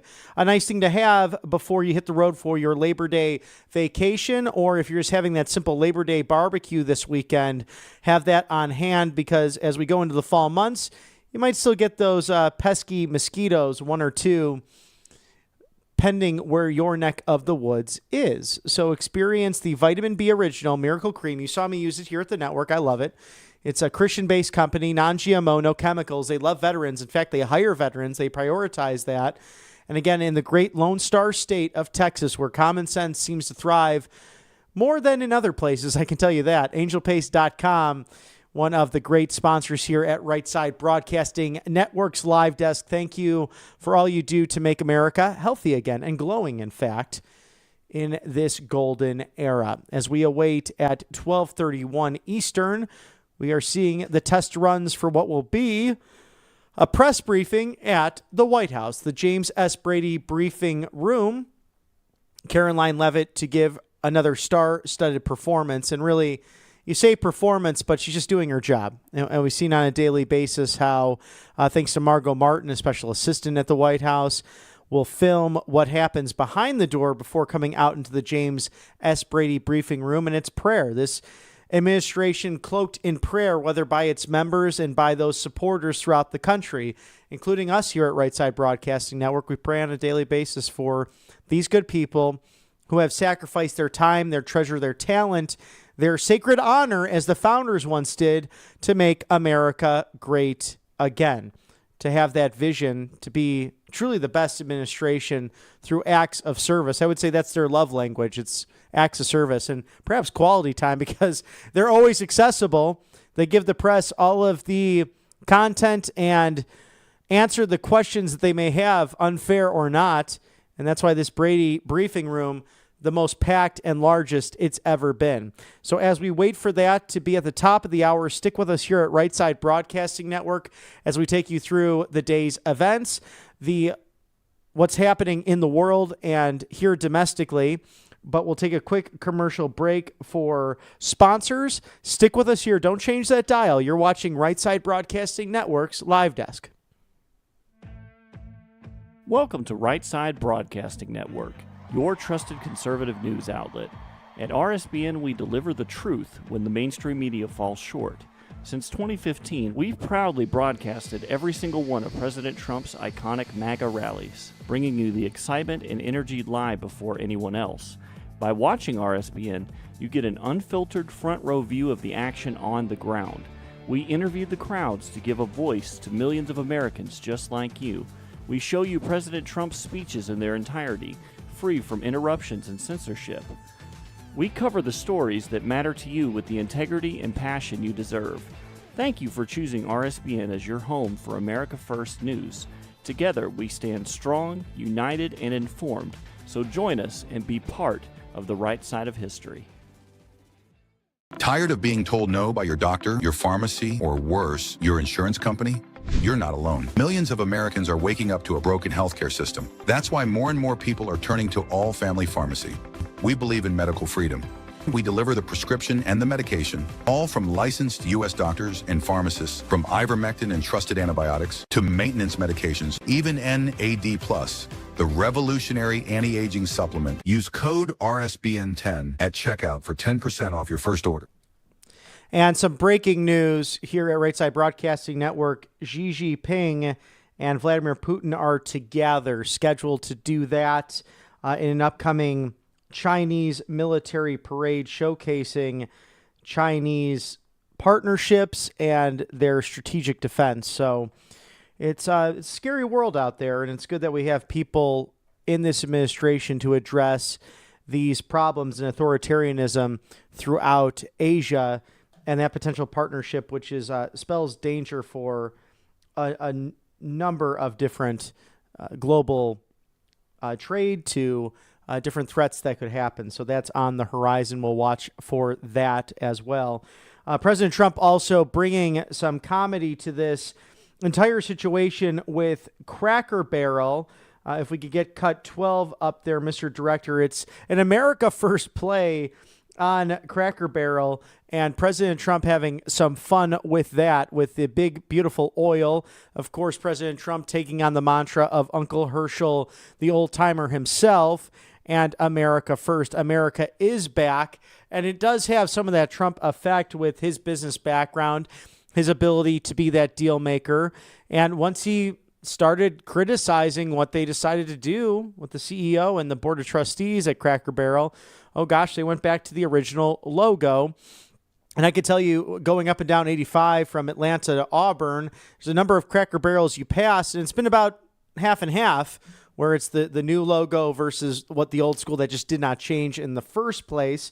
And I can tell you around these parts that we are thrilled that the original logo is sticking with Cracker Barrel, because it's it's kind of that down-home feel, if you will. The great country biscuits to growing up, I loved the chicken and biscuit dish. I still love it. So a great place to go and enjoy time with family and friends in an old country store with a lot of American-made products. So how about that? For a good price as well. Also a favorite on the campaign trail. as we traversed from places like Raleigh-Durham, North Carolina, to Madison, Wisconsin, and pretty much everywhere in between, even all the way out west in the state 48 of Arizona to the Golden State of California at Coachella. That was a great sight with Dennis Quaid introducing good friends like Kash Patel and Rick Grinnell before President Trump came out on a star-studded night with our friend Matt Cain. I know he's doing pretty well. Have to catch up with him as well. But as your go-to live desk over the course of the last decade, we love those live events and those rallies, but we are sure grateful to be your now go-to live desk here to bring you some fun and great coverage and, a sense of hope in all this, because so much of the media is really just downright distractful and does not give a lot of hope. It gives a lot of fear. And if you look at other networks, sometimes it's how they grab you by scaring you. Here at Right Side Broadcasting Network, we always want to bring that light to the darkness and that hope, on issues that are not simple issues, that are complicated and frankly can be really sad. And politics, it's a tough business. But President Trump working hard to just use common sense and flex that muscle against the Republican and Democrat establishment. So he took to Truth Social regarding Utah Republicans. Cut one, Mr. Director, just that they need to get their act together, because our good friend Tucker Carlson even did a special on this. How's it such a conservative state, but you elect people like that lightweight Mitt Romney? But Monday's court order in Utah is absolutely unconstitutional, according to President Trump. How did such a wonderful Republican state like Utah, which I won in every election, end up with so many radical left judges? All the citizens of Utah should be outraged at their activist judiciary, which wants to take away our congressional advantage. And we'll do everything possible to do so. This incredible state sent 4 great Republicans to Congress, and we want to keep it that way. The Utah GOP has to stay united in this and make sure their 4 terrific Republican congressmen stay right where they are. And so President Trump is passionate about all this, as we are. He's changed the size and scope, the face, literally, of the Republican Party. And for those of you who have been involved for as long as I have and have gone back a few years now, is this not a better movement than dealing with the Bushes and the McCains and the Romneys of the party, people like Adam Kinzinger, that are globalist, deep state, quite literally maniacs? And you can always have a good, honest disagreement with someone, or you can be like the rhino Karl Rove that goes out there and perpetuates a whole host of nonsense and claims to be for things like free trade. No, they want stuff like the Trans-Pacific Partnership. Mike Pence was an advocate for that before he came on the first ticket with President Trump. That was an Obama disaster that fortunately failed. That would have, again, been a drain for the United States and really a redistribution of wealth towards our friends in the Indo-Pacific region. It wasn't putting America first. It wasn't putting tariffs on the table. And tariffs do work. Again, they work all of the time. It's always a leveraging tool. And we've seen that in this administration with countless different trade agreements and 20 plus leaders from around the world coming to visit President Trump, and how many wanted to get on the phone in the early days of the second term when those initial tariff threats happened.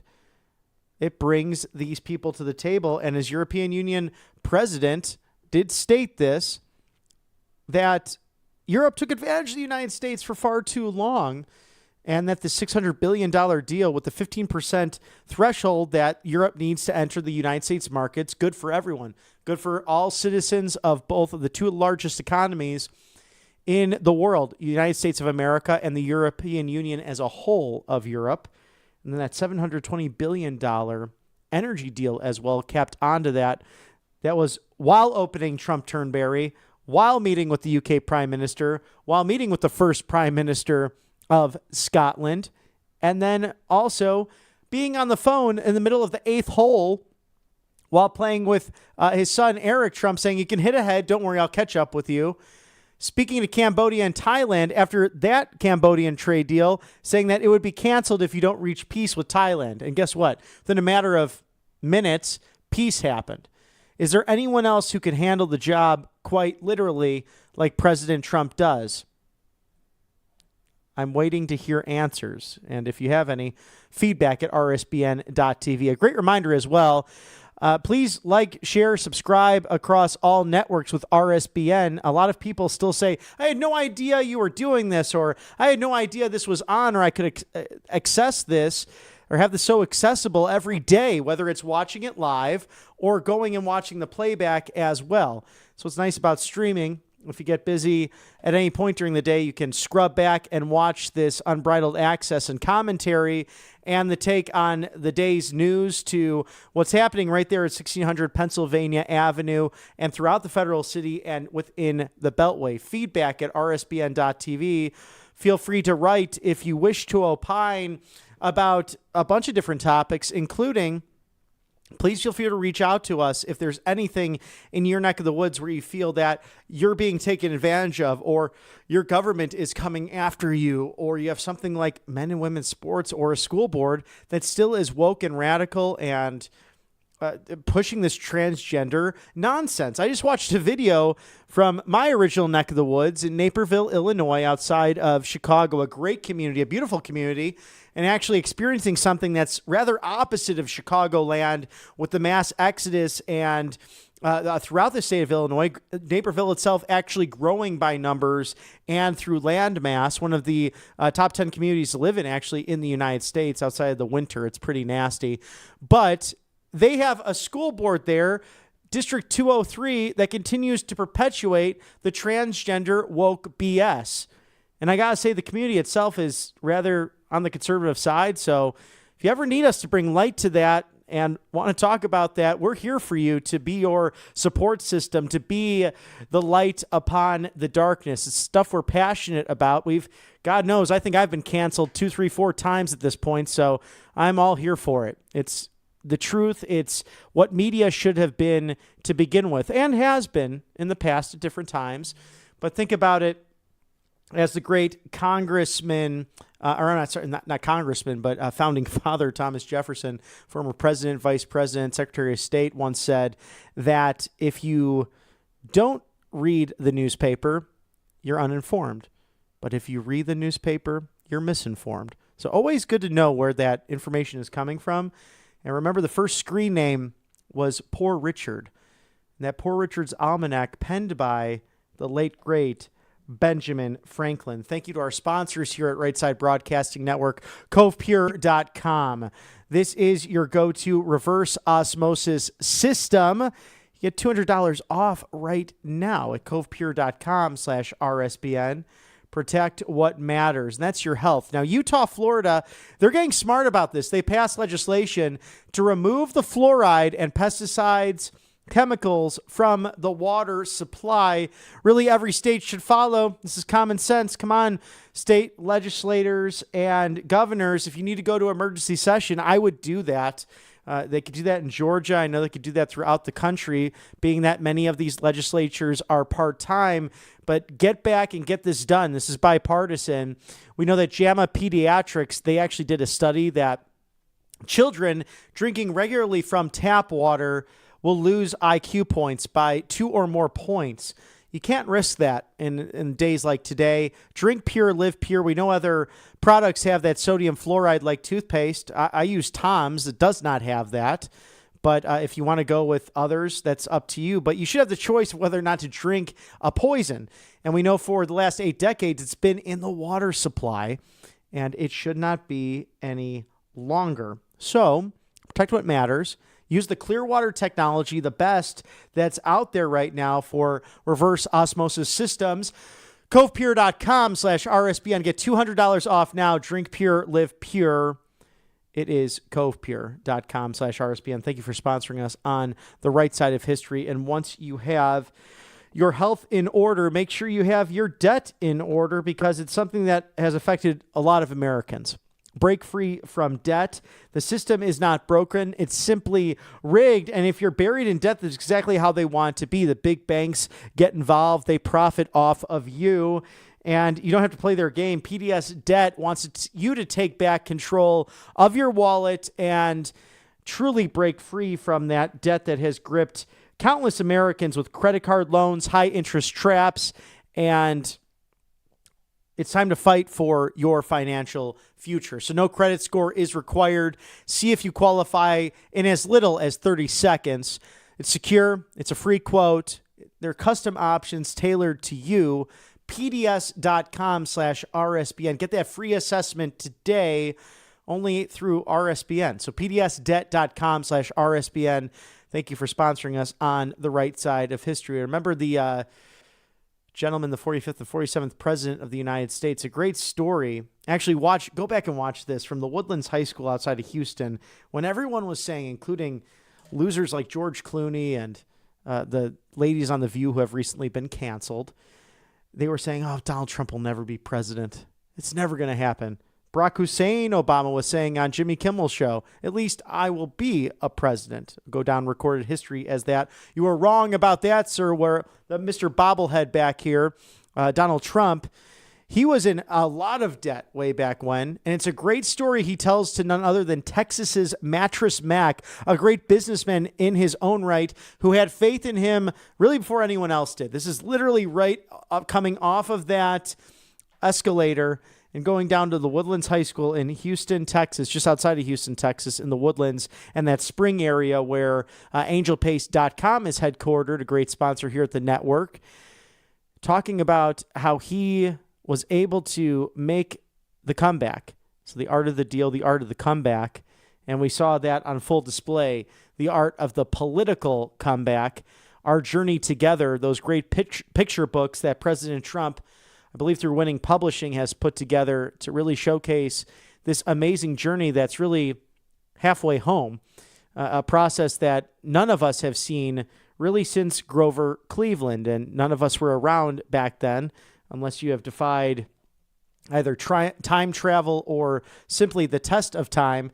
But you read about both men, whether it's Grover Cleveland or President Donald Trump, and really being up against the ropes and then coming back in a way that is literally a political Super Bowl win. No question about that, as we are awaiting Karoline Leavitt to hold a press briefing at 1 o'clock Eastern today, 10 minutes from now, where it is scheduled. We are going through the items of the day, items of the week, and it seems as if that this administration is on time, under budget, actually way ahead of time by just how calm they were with the reports in the office just on Tuesday with the cabinet meeting, the longest cabinet meeting in recorded history, over 3 hours, roughly 3 hours, 16 or so minutes, and so long that actually Transportation Secretary Sean Duffy, not to call him out because he's doing an amazing job, he actually took his shoes off for a moment in that room because it was everyone was kicking back and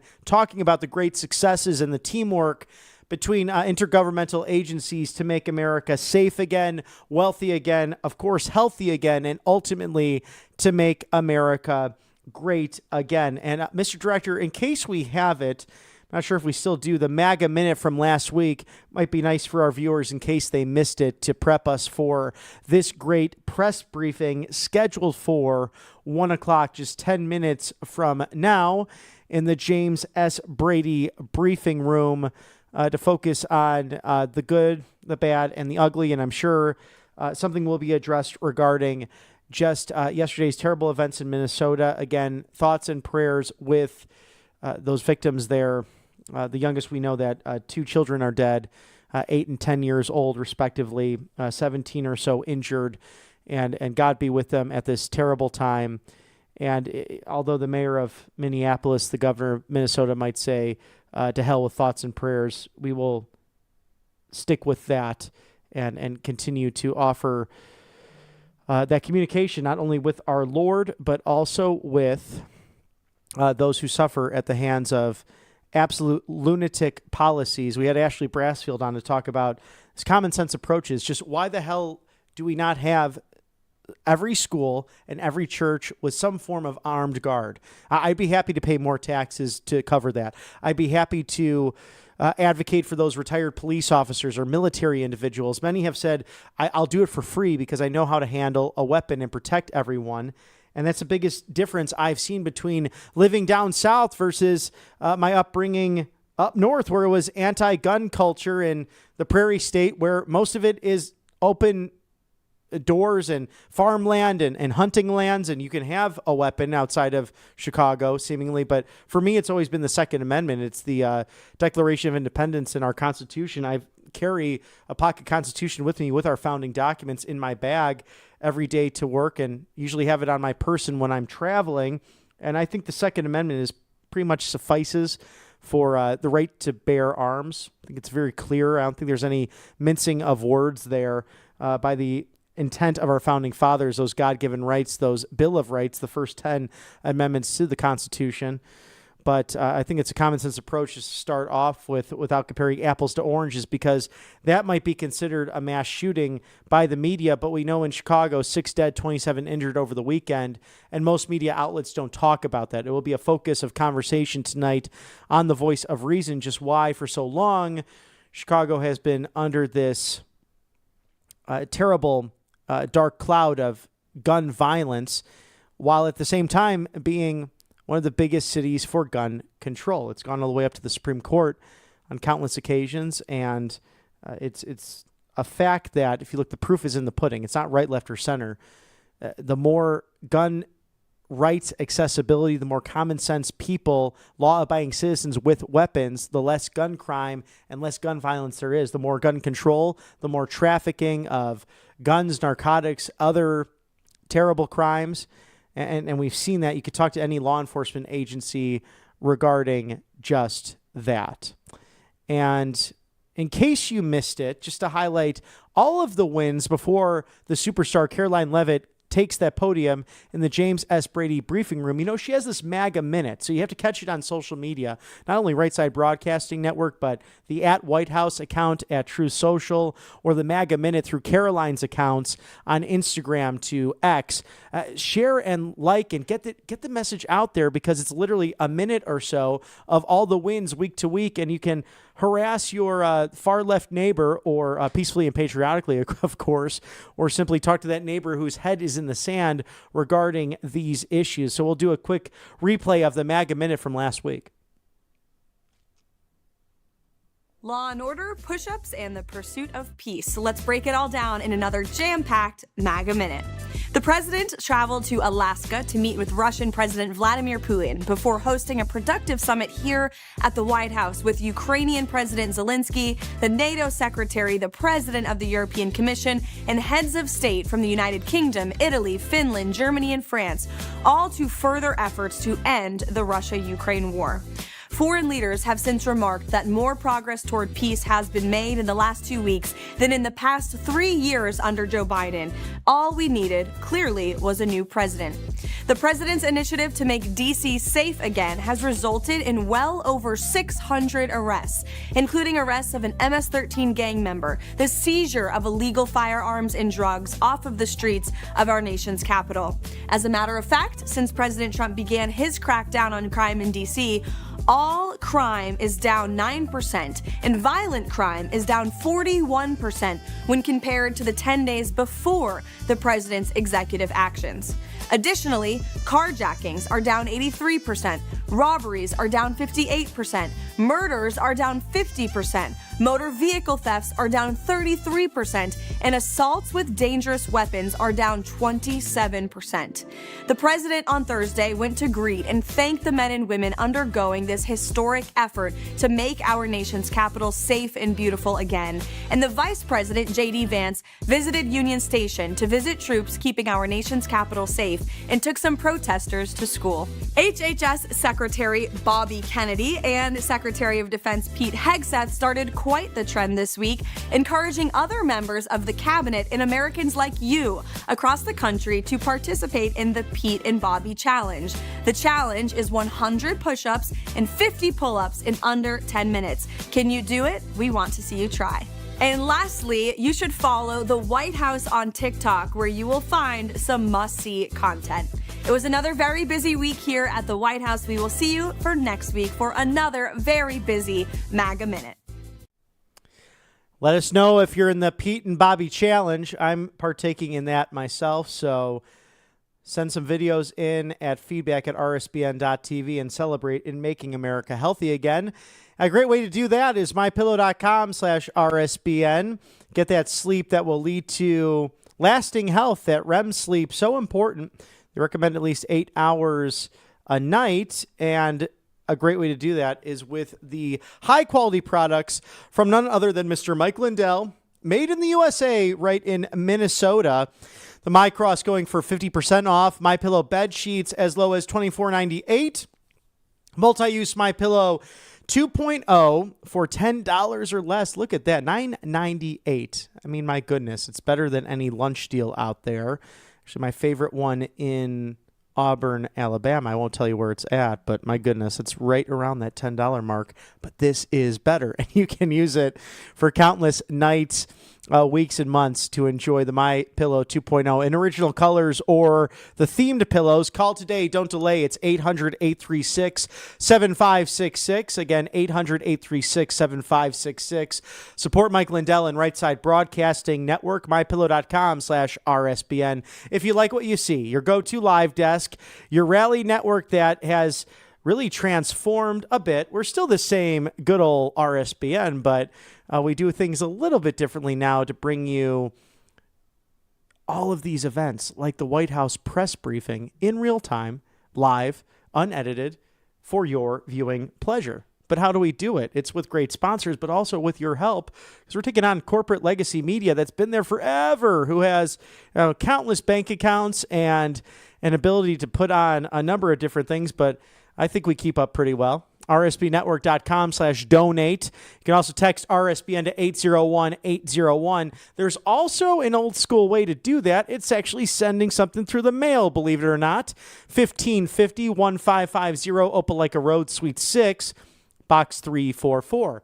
And that is in the loveliest village on the plains, Auburn, Alabama, 36830, 1550 1550 Opelika Road, Suite 6, Box 344, Auburn, Alabama, 36830. There's Trump Force One calmly resting at Palm Beach International. Can't wait to see that great plane again as you catch glimpses there from the campaign trail last year of your 45th and 47th president, your 50th vice president, and the National Guard, and front row Joes, among countless other supporters who have made America great again by your vote, by your support, and by that vision Joe Seals had over a decade ago. Hey, no one was covering these great rallies.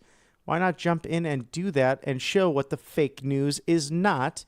And here we are in this new golden era as we await Karoline Leavitt to hold a press briefing. The White House just releasing as well that the Labor Day gas prices in 5 years are dipping.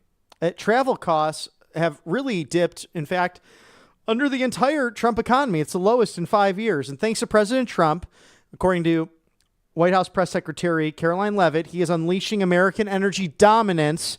Gas prices this summer are at this 5-year low, and families are saving significant money at the pump. President Trump ended Joe Biden's Green New Scam policies and is making America affordable again. And it's an exciting time to be part of that. And the Secretary of Energy, Chris Wright, who you saw in the cabinet meeting on Tuesday, stating that President Trump campaigned on lowering costs. And this Labor Day weekend, the American people will see the results firsthand at their gas pump with the lowest gas prices in years. His approach is simple and common sense. More American energy means lower costs, more jobs, and simply more prosperity. Now, as Americans traveling for Labor Day weekend, we'll see the lowest gas prices in at least 5 years and dipping airfare as President Trump delivers as his promises of lower prices, higher wages, and stable inflation. This will be the lowest price at the pump for Labor Day since 2020. And that was really, if you remember, at the height of the COVID pandemic, taking place in the summer of love, where people like J.B. Pritzker were telling you to put a mask on, but he was able to lock arm in arm with people who were rioting in our big cities and told you to stay at home and not go to church, not go to the gym. But then his kids got to go to their horse farm in southern Wisconsin. But I digress. It will be the lowest price at the pump on Labor Day since 2020. This is according to Gas Buddy, not a political organization, just reporting simply on this. And motorists can expect more relief to arrive in the weeks ahead. Meanwhile, hotel rates down about 11% and domestic airfares down 6% over last year. And car rental costs are down 3%. As we thank allfamilypharmacy.com/biohacking. A little bit different from our other codes in the past. We're talking to Michael Kunzer later today after the White House press briefing. But again, ivermectin mebendazole, 25% off, code RSBN10, RSBN10 still there. But I want to tell you about this even better deal. Labor 40, Labor Day, 40% off, code LABOR40 for a Labor Day deal unlike any other. Allfamilypharmacy.com/biohacking. For not only your viewing pleasure, but to stock up on life-saving medications. We're talking ivermectin, mebendazole, NAD+, methylene blue, 200-plus essential medications that can protect you from bacterial and viral infections. Good to have on stock in case there's an emergency in your medicine cabinet, or if you're taking it on the road, especially if you're traveling, whether by plane, train, or automobile. We know that Secretary of Transportation Sean Duffy meeting with great Union Station representatives, as well as the train organizations that are bringing people coast to coast and talking about having a high-speed rail, whether it be through Amtrak or others, in order to connect America. So you can take all of these life-saving medications on those trips with you. Allfamilypharmacy.com/biohacking, code LABOR40, LABOR40. Scan that QR code now and make sure your savings are in line in this golden era, because I want you to take advantage of making money. And gold and silver, those precious metal commodities that have stood the test of time for nearly 6,000 years of recorded human history. Bank of America warning us as well, the dollar is spiraling. Ultimately, paper money will not last, and you should get that presidential gold guide that's complimentary with a handsome gentleman on the front there, your 45th and 47th president of the United States. Call today. Don't delay. It's 800-476-7790. RSBN for the gold. That's RSBN4thegold.com. Call immediately to discover how you can eliminate those IRA fees. Something smart to do and permanently, because sometimes as you're bringing in more of that wealth, they want to tax that. Find a way to keep more of that hard-earned wealth for your savings, retirement, and all of those commodities. It's monetary gold, wealth preservation, and security. It's just common sense at this point. RSBN4thegold.com. Thank you for our sponsors here at Right Side Broadcasting Network. As lower gas prices are part of a new trend in this administration, which has taken relentless action to revive the American economy. And whether it's the EPA chief, Lee Zeldin, to the Secretary of Energy, Chris Wright, who work closely together, that's been the mantra, that we don't have to bankrupt America in order to be environmental and to be conservationists. In fact, the root of the conservative movement dating back to Teddy Roosevelt and Theodore Roosevelt, who really, they always call him the first progressive. Well, he was progressive about protecting the environment, about our national parks, which we have because of his vision. He was progressive because he believed in national populism. He believed in economic nationalism and security, just as Peter Navarro does. I don't think that's a modern progressive by any means, because the modern progressive movement wants to tear it all down. It's actually rather regressive. So I think, yeah, if you want to call Teddy Roosevelt the progressive, he was a conservationist and someone who loved securing this nation from an economic standpoint. You can do both. And this administration has been highly focused on that over the course of 200 plus days. And don't take my word for it. The price decline is being reported in local news across the country, whether it be the Daily Caller. Your Labor Day road trip will be the cheapest at the pump in years. Axios said, here comes the cheapest Labor Day driving in years. We have the New York Post. White House touts newest Labor Day, or the lowest Labor Day gas prices since 2020. You have somewhat local to us, WBMA-TV in Birmingham, Alabama. Gas prices predicted to hit the lowest Labor Day level since 2020, all the way out in Denver, Colorado. Whether it's KCNC-TV or KDVR-TV, both talking about gas prices dropping below $3 a gallon and drivers expecting big wins at the pump. So all across Florida to Michigan, out west to beautiful Montana, Pennsylvania, all around this great country of ours, stating that in Wausau, Wisconsin, in fact, WSAW, statewide average gas prices lower this time of year. So it's been a big victory for this administration as it looks to make America affordable again. That's been one of the big struggles for this country over the course of the auto pen, over the course of the last 4 years, where I think most of us really realize that we were on the brink of nuclear fallout. We had that with Vladimir Putin openly talking about that. And whether or not you could take his word, sometimes the man is honest, sometimes he's not. Not a good player on the world stage, but someone who at least seemingly respects President Trump. We know he fears him. He did not move in the first term when President Trump was in office, but under Bush and Obama and the auto pen, annexing Crimea, to the invasions of Ukraine itself, to a number of different territories, we know that the former presidents, the living predecessors of President Trump, really failed at their due diligence when dealing with the so-called Russian threat. But that individual during the auto pen administration openly talked about nuclear war as an option. He now said back in Anchorage, Alaska, may I remind you, on Friday, August 15th, that had President Trump remained in office, that the invasion of the Ukraine would not have happened. It's a bold statement. And I think it proves a number of legacy media items wrong.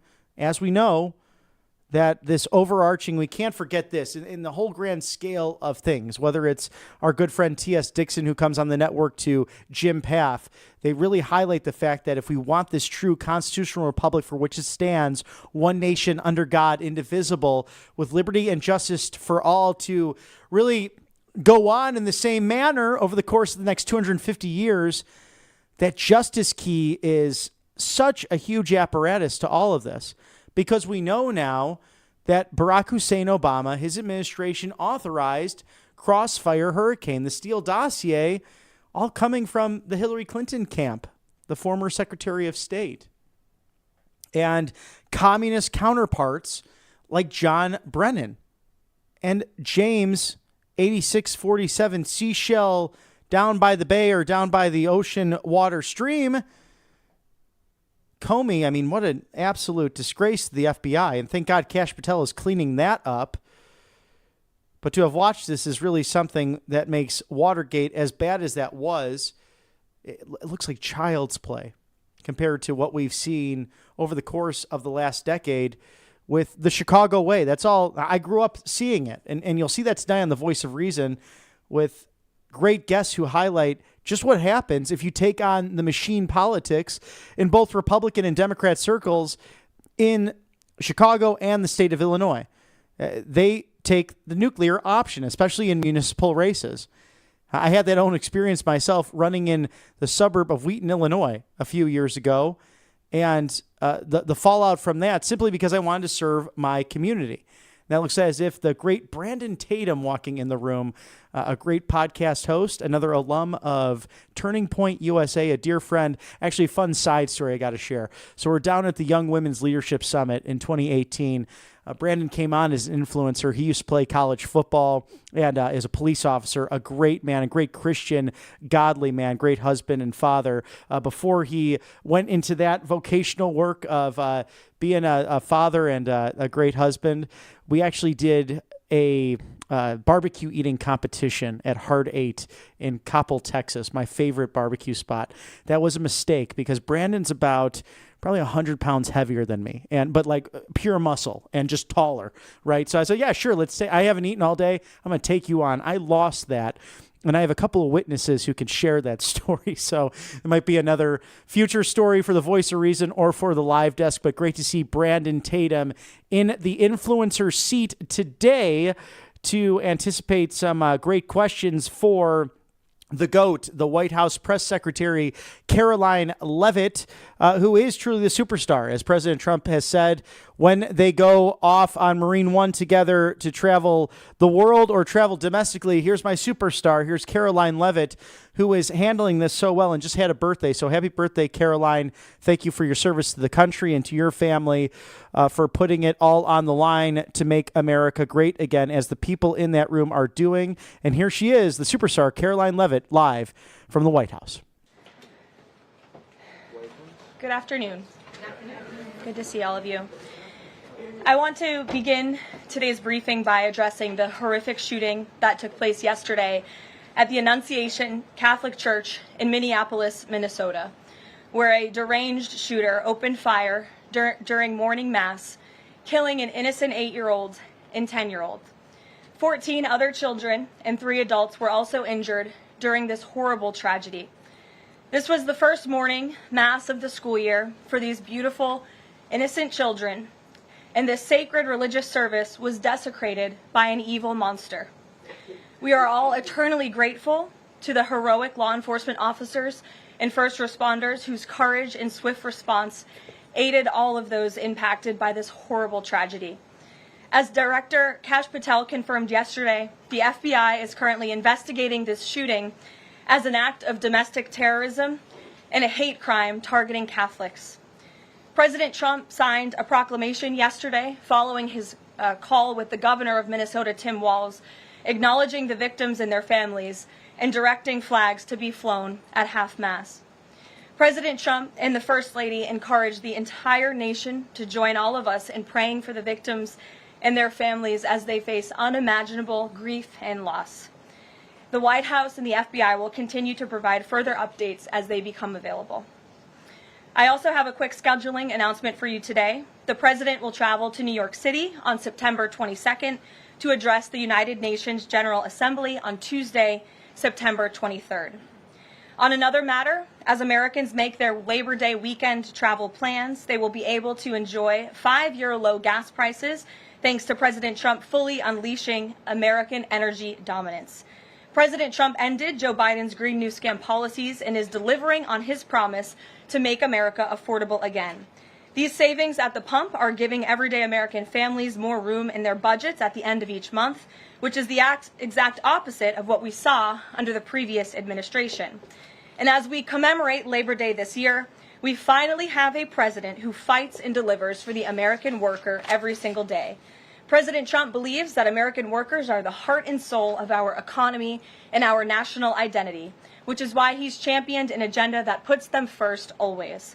For decades, the hardworking men and women of our country who built the greatest nation in world history were sold out by selfish, greedy, short-sighted globalists who put our country on a path to economic and cultural ruin.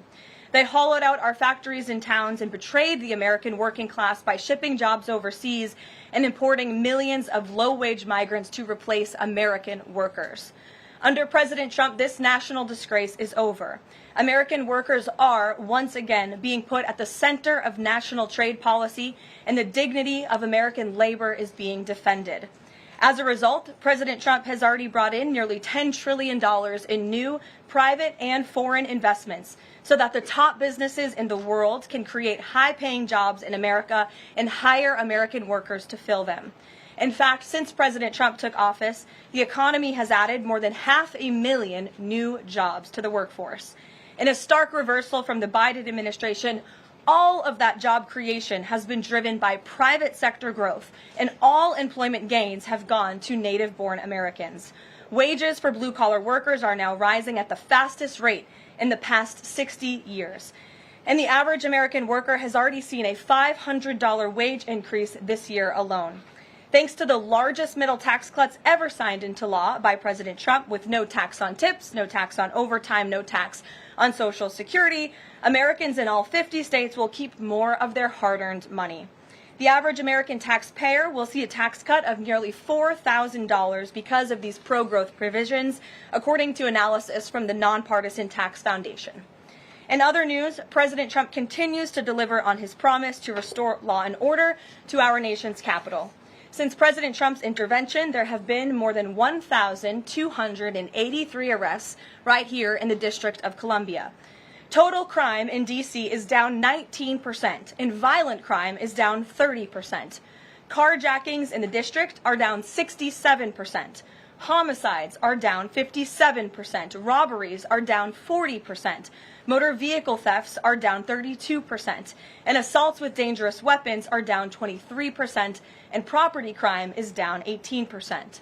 These numbers prove the president's bold actions to make D.C. safe and beautiful again are working, just like he said they would.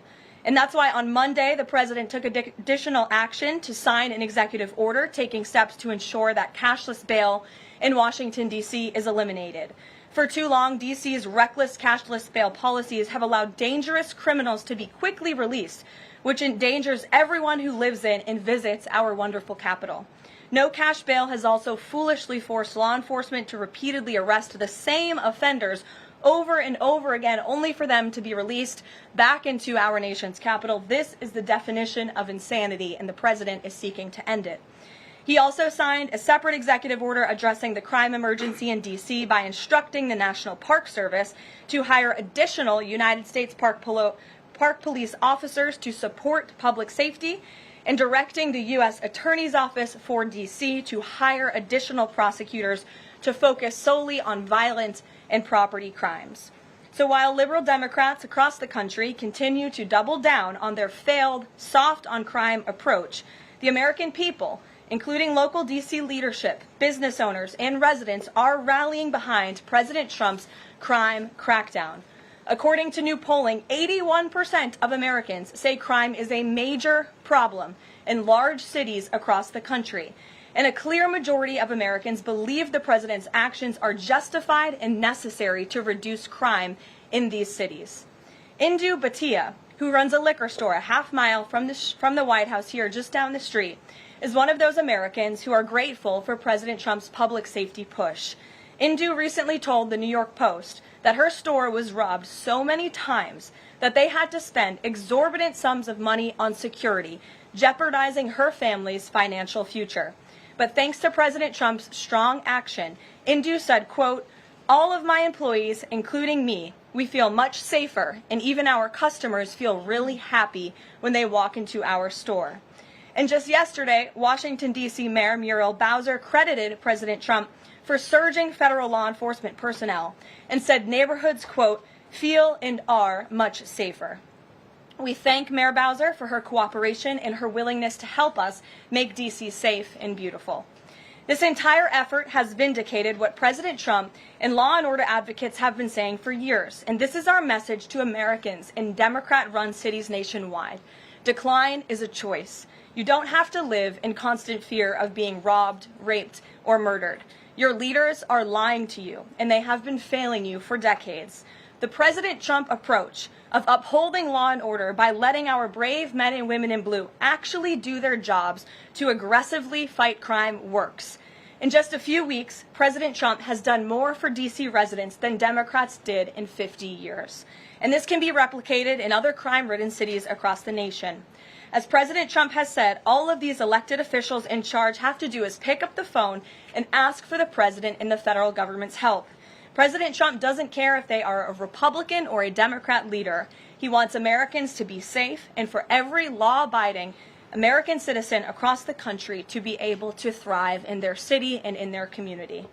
With that, I'll take questions. Here in our new media seat today, we have social media influencer, content creator, Brandon Tatum. Brandon, thank you so much for joining us today. Why don't you kick us off? Well, Caroline, thank you so much for having me. I really appreciate it. And on behalf of everybody that follow me, the millions of people that follow me, I want to say thank you for making the sacrifice and dealing with some of the most disingenuous people on planet Earth at times.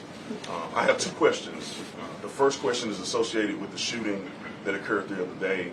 And I want to ask the question of, we know that it's not a gun thing. Any rational person knows it's not a gun thing.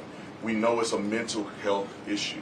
So I want to know from you, what is President Trump and the White House going to do to address mental health issues around the country associated with these shootings? And the second thing is Chicago. You know, anybody with, and I say, with a connected brainstem knows that Chicago's crime is out of control. and young black men are getting killed, laying dead in the middle of the streets every single day in Chicago. No president has addressed any of these issues. And so what is the White House going to do to address issues in their capacity to deal with the conflict and violence in Chicago? Sure.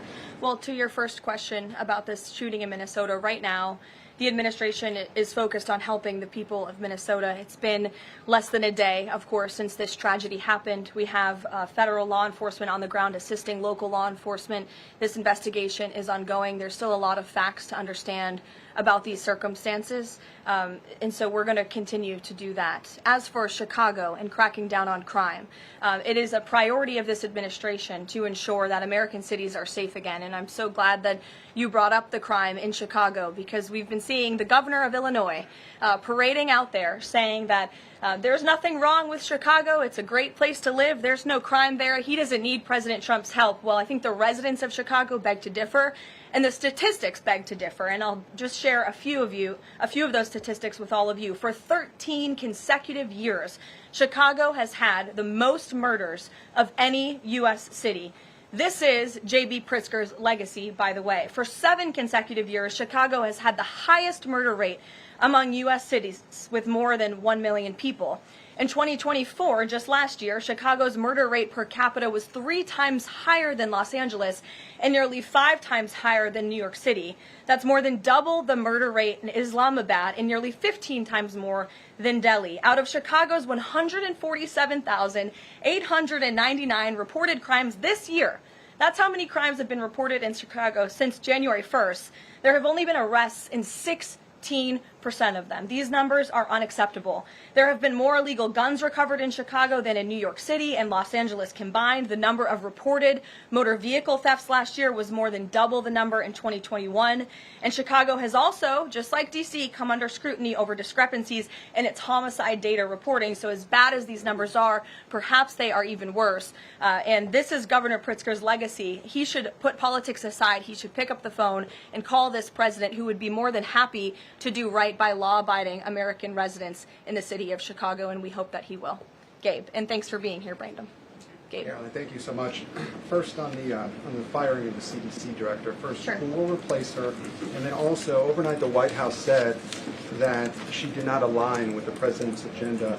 Dr. Menard's attorneys say that she refused to rubber stamp unscientific, reckless directives and fire dedicated health experts.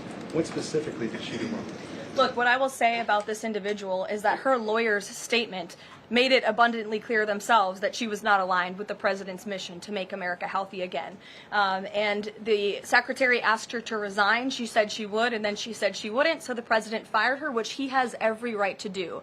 It was President Trump who was overwhelmingly reelected on November 5th. This woman has never received a vote in her life, and the president has the authority to fire those who are not aligned with his mission. A new replacement will be announced by either the president or the secretary very soon.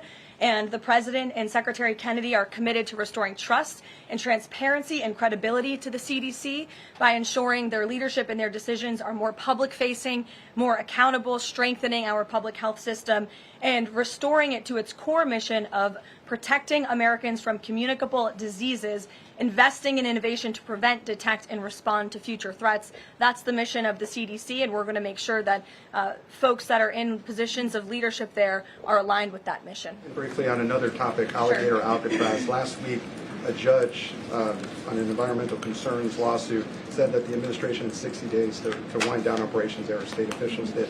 Now, the administration has not been shy in fighting back against what it calls activist judges, but why is it backing down this time? We're not backing down. We've always said that we are going to continue to fight in the court of law for what's right, because we know that what this administration is doing with respect to all policy, but also immigration policy, is above the books, and we're abiding by our nation's immigration laws. And we think it's despicable that an activist judge has inserted themselves in this migrant detention facility to the point where DHS is now having to relocate these illegal immigrants to other detention facilities around the country. That is an unnecessary burden on the Department of Homeland Security and these agents who should be removing these criminals from our community. That's what the American people elected this president to do. So we've always maintained, Gabe, we're going to comply with court orders, but we're also going to fight back on them on the merits of the law. And DHS is in compliance while we disagree with this decision, and we'll continue to fight it in court. Let's go to... Hey, go ahead. Thanks so much. So just following up on the CDC firing, Sure. Are you anticipating other changes there at CDC in addition to that firing? And is the administration going through in a very sort of organized fashion? Is there a task force that's going through high-level appointees to see who is or isn't aligned with the mission? Like, should we expect more changes? Not to my knowledge. I understand there were a few other individuals who resigned after the firing of Ms. Monarez. One of those individuals wrote in his departure statement that he identifies pregnant women as pregnant people. So that's not someone who we want in this administration anyway. So if people are not aligned with the president's vision and the secretary's vision to make our country healthy again, then we will gladly show them the door. Caroline, can I just go to the back? Thank you, Caroline. Go behind you, Andrew. Go ahead. Oh, thank you, Caroline. The military deployment that President Trump has sent to the Caribbean Sea close to the shores with Venezuela is massive. It's much more that is needed to simply counter narcotics operations.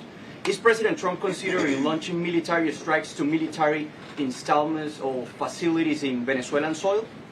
I won't get ahead of the president with respect to any military action or questions about that ever. But what I will tell you is that many Caribbean nations and many nations in the region have applauded the administration's counter-drug operations and efforts, and the president is prepared to use every element of American power to stop drugs from flooding into our country and to bring those responsible to justice. And as I've said from this podium before, the Maduro regime is not the legitimate government of Venezuela. It is a narco-terror cartel. Maduro is not a legitimate president. He is a fugitive head of this drug cartel. He has been indicted in the United States for trafficking drugs into our country, and it is the utmost responsibility of this president and this administration to prevent the illicit flow of drugs into our country and to protect citizens from those deadly poisons. Reagan. Thanks, Caroline. I have two questions for you. Sure. Democrats, including former White House Press Secretary Jen Psaki and Minneapolis Mayor Jacob Frey, attacked prayer and pushed gun control in the aftermath of yesterday's shooting. What's the White House's response to their comments?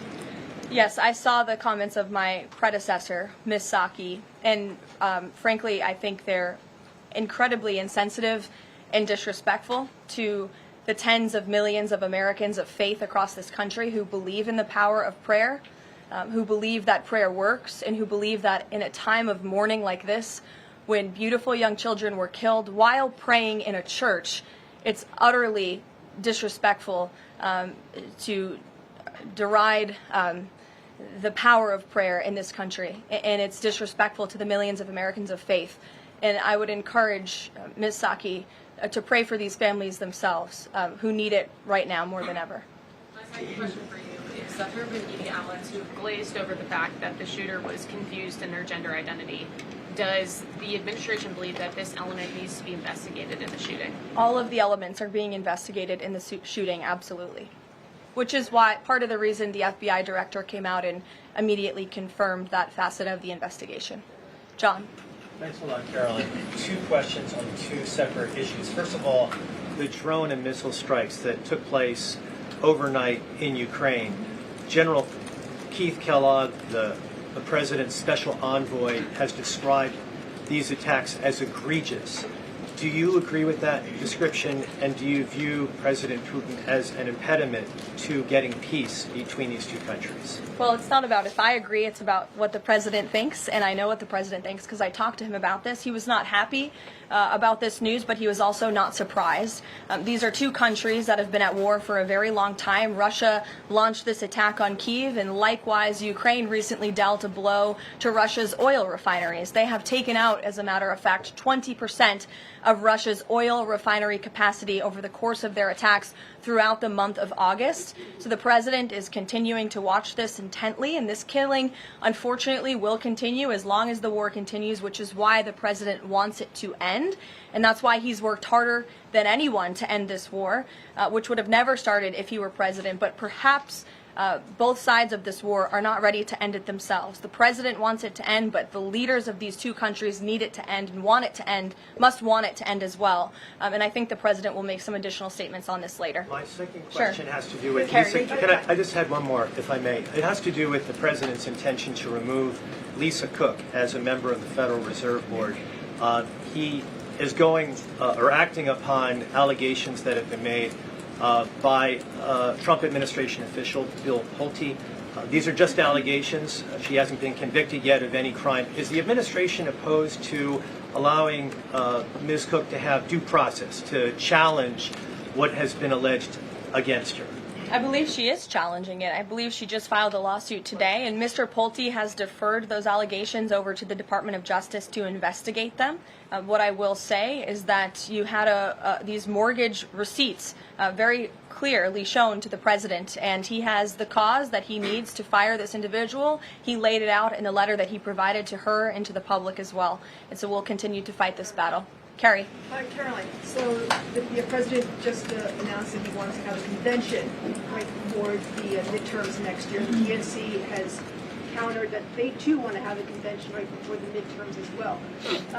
What's the White House's response to that? And can you give us just a little bit of a hint or a tease here as to how the president envisions a convention for the midterms? Look, the president put out a statement on this earlier today. I'll let him speak further on the plans that he envisions, but I think he's very proud of the accomplishments and the achievements of his administration, as he should be. The most secure border in United States history, a crackdown on crime here in our nation's capital, an attack or a reversal of the attack on our energy industry from the previous administration. As I just pointed out to you, gas prices today, this Labor Day, are the lowest they've been since Labor Day in 2020. Our economy is bringing in trillions of dollars in revenue from all over the world again. So there's so much for Republicans and for the president and for Americans across the country to be proud of, and I think the president wants to see that celebrated. But for any further details on this as they come, we'll provide you with them. Iris. Thank you, Caroline. Two questions on the shooting. What's the administration's message to some concerned parents across the country who might be now worried about their kids' safety in light of the latest incident? We completely and totally understand the concerns of parents across the country. This tragedy it's heartbreaking. As a parent myself, there are no words to describe just the heartbreak that these families must be enduring, which is why the president and the first lady have encouraged everyone to continue to pray for these families and these victims.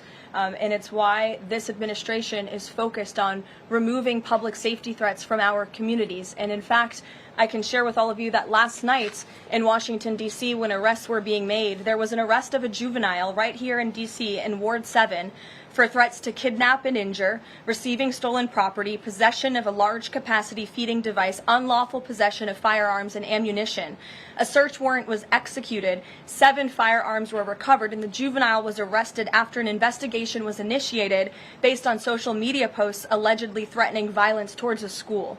So this was a juvenile who was a risk to not just himself, but the community here in Washington, and he was removed from the community last night because of the law enforcement efforts of this administration. And I would also point to the statement of our wonderful First Lady that she released yesterday. She wrote, "The tragic mass killing in Minnesota illuminates the need for preemptive intervention in identifying school shooters. Early warning signs are often evident, with many individuals exhibiting concerning behaviors and making violent threats online prior to their actions. We encourage all Americans, as the old saying goes, if you see something, say something. If you see warning signs or threats, report it to law enforcement." This administration, federal law enforcement, will take those reports and those threats seriously. They will be treated as a law enforcement emergency, and we will act accordingly. And on the First Lady's statement, would the administration consider ramping up resources on these fronts to parents and schools across the country to help them look into these signs and prevent more tragedies? It's a very fair question, Iris. As for any potential future policy decisions or funding questions, it's just been over 24 hours since this tragedy occurred. Right now we're focused on the FBI and their investigation and uncovering all the facts, and we'll leave those very important policy discussions to another day. Thank you, Karen. Go ahead. Megan. I had a question about the Lisa Cook lawsuit that you mentioned. Sure. Does the president plan to wait until that lawsuit is resolved to appoint her replacement? I will leave that to the president to make that decision in that announcement himself. Brian. Thank you, Caroline. Two questions. Bouncing off the CDC, situation with CDC. I'm curious if administration officials are pushing back on the president's agenda, privately, publicly, however, should they fear to lose their jobs going forward? Look, I think if you're doing your job well, and if you are executing on the vision and the promises that the president made to the public who elected him back to this office, then you should have no fear about your job. Just do your job. That's what this president wants to see.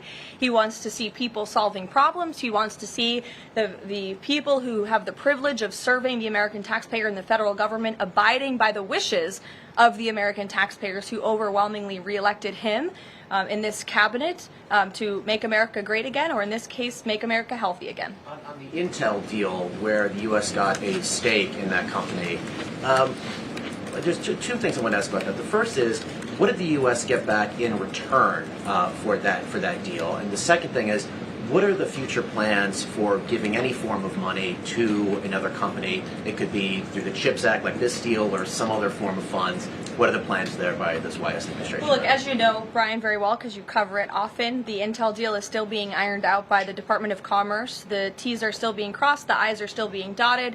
It's very much still under discussion. But the president's thinking, I can share with you, is certainly to ensure that the United States government is making our country wealthy again and is benefiting from some of these deals. And it's a creative solution. I know it's outside the box thinking, which is uncommon in this city, but it's something that he proposed and something that the Secretary of Commerce is working on putting into action. Mary. Thanks, Caroline. I have a couple questions on the shooting yesterday. The first one, this is the second shooting involving a trans-identifying shooter who specifically targeted Christians and Catholic kids. What kind of consequences do the gender-affirming therapists, doctors, or even the parents of these shooters face after these types of shootings? Well, as for the parents and potential therapists in this case, again, all of that is still currently being investigated by the FBI. I know the Secretary of Health and Human Services this morning said that HHS is investigating perhaps links between some of these drugs and these prescription drugs that some of these minors may be taking and an increase in violence. And obviously we have mental health problems in this country that this administration and Secretary Kennedy will continue to speak out about and the work that we're doing to solve it. Thank you. And just to follow up, I've seen a lot of calls for action, among these lawmakers saying that we shouldn't just be praying. One that I've seen on the right, actually, is calls for the FBI to institute a new class of domestic terrorism that involves trans ideology. Is that something that the administration would support? I would have to check with the appropriate people on that. Daniel. Thank you, Caroline. We saw some new revised economic data come out today showing the U.S. economy grew at a 3.3% clip, largely buoyed by a surge in capex. What's the White House reaction to this, and is this sort of the president's vision beginning to come to life after the Big Beautiful Bill was passed in July? Yes, I mean, look, we did say that once the Big Beautiful Bill was signed into law, we're going to see the effects of this massive pro-growth piece of legislation. As I laid out for you as we head into the Labor Day weekend, there's many positive economic indicators that the American people can be hopeful about. But don't forget, we are reversing 4 years of reckless spending from the previous administration, of slamming regulations down the throats of American business owners and consumers across the country. But the administration is working very hard to unravel all of that and to ensure that small business owners and workers are thriving and that they have more money in their own pockets to spend. Thank you. Thanks so much, Caroline. Back on the CDC, there was reporting that some of the initial problems between RFK and the CDC director stemmed from miscommunications or differences on vaccine policy. So I wonder if you could just say whether or not the president believes that the COVID vaccine should be available to and covered by insurance for all Americans, regardless of age and pre-existing conditions. What I will tell you is that the FDA recently revoked the emergency use authorizations for 3 COVID vaccinations while simultaneously greenlighting 4 new COVID-19 vaccines with 2025 and 2026 formulas. The reason for the revocation of that emergency use authorization is because obviously the COVID pandemic and the public health emergency is over. But just to correct the record, because there's been a lot of misinformation on this, the FDA's decision does not affect the availability of COVID vaccines for Americans who want them. We believe in individual choice. That's a promise both the President and the Secretary have made, and it's a promise they have now delivered on. Question, if I could, Caroline. Second question, if I could. Sorry. I wonder if you could answer why the president hasn't acknowledged the shooting at CDC headquarters that took place earlier in August, where a police officer was killed, and it was reported that the motivation for the shooting was somebody who was really unhappy with the effects of the COVID vaccine. We absolutely were very much aware of that shooting. The Secretary of Health and Human Services put out a statement immediately. He was in touch with the CDC, and he actually traveled to Georgia to assess the situation and to mourn with the people who work in that building there. So, go ahead. With respect to Labor Day, one of the most underrepresented groups right now are police officers. 30,000 police officers short in America right now. To Brandon's question, 1,300 short in Chicago, 3,000 short in New York, 500 short here in Washington, D.C. What can the White House, what can the President do to help recruitment of police officers? He's done well with the military and Border Patrol. What can be done to get more police officers on the streets of America? Well, the president has certainly been very successful in recruiting federal law enforcement. If you look at the ICE recruitment campaign that was led by he and our Secretary of Homeland Security, we've seen more than, I believe, 130,000 applicants to join ICE, which is just amazing. There's more applicants now than there are jobs to fill, and we're very grateful for that. Clearly, Americans want to serve their communities. They just need a leader who encourages them to do so. So maybe Governor Pritzker should spend less time demonizing the police, more time trying to recruit more police, and more time trying to call the President of the United States to get crime in his city under control. The President wants to allow law enforcement, whether it's state, local, federal, to do their jobs, to arrest criminals, to put them behind bars, and to remove public safety threats from American communities. He'll continue to do that. Thank you, guys.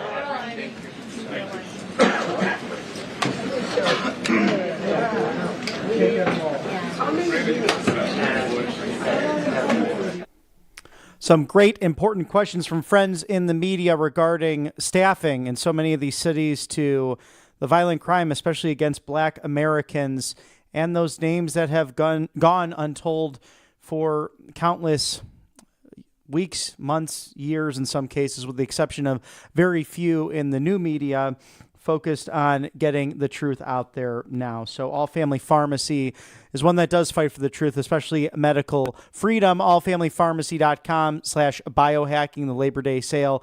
40% off of that. Scan the QR code now, LABOR40. That's in addition to the 25% off ivermectin mebendazole sale happening.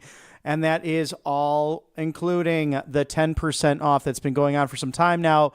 RSBN 10. You deserve medical freedom. You deserve choice. As Karoline Leavitt laid out there, this administration committed to that, and this online pharmacy committed to you. So no insurance, no red tape, no bureaucracy, just a prescription needed, but doctors and healthcare providers, pharmacists focused on your health. The Labor Day sale, don't miss this one. To stock up the medicine cabinet or to take this with you on your late summer or early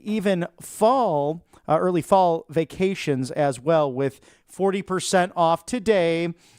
Code LABOR40 for allfamilypharmacy.com/biohacking. We'll be joined very soon by Michael Kunzler, the co-owner of this fine organization. So make sure you take advantage of this today. And then Kalshi.com/RSBN. Trade on the most important events and questions like who will win the Nobel Peace Prize. I think Donald Trump, a huge contender with his latest nominations coming from the Cambodian monks, 70,000 in fact, including the government of Cambodia, the leaders there. Will Zelensky meet with Putin in January? We know that 15 more deaths as the result of Russian attacks in Kiev just over the last few hours. So all of those questions on music, media, culture, politics, and much more. And with the fall football season, this is where you want to be. It's Kalshi.com/RSBN. Trade on anything. Thank you for joining us here on Right Side Broadcasting Network. And tonight, of course, at 6 o'clock, The Voice of Reason. Check out what will be a deep dive into Chicago, which continues to remain in the national media. You heard from my friend Brandon Tatum in that influencer seat today, just all of the chaos that has happened, one of the most dangerous cities over the course of the last 13 years, and Karoline Leavitt laying out the statistics. These politicians can't run away from facts, and as John Adams once said, facts are stubborn things. So be sure to tune into the prime time tonight, 6 o'clock for the Voice of Reason. For all America First updates and exclusive offers, rsbnetwork.com/newsletter, the written word, and a Sunday devotional that I always like to dive into before I head off to church. Be sure to catch all of the written word from great writers like Dylan Burrows right there at Right Side Broadcasting Network, rsbnetwork.com/newsletter. For all of us here at Right Side Broadcasting Network and my dear colleagues, I'm Robert McNeely. Have a blessed Thursday. Stay safe if you're heading out for Labor Day weekend festivities, but catch us tonight and over the weekend into next week for all things America First. So God bless you on yours on this beautiful Thursday afternoon. We'll see you very soon.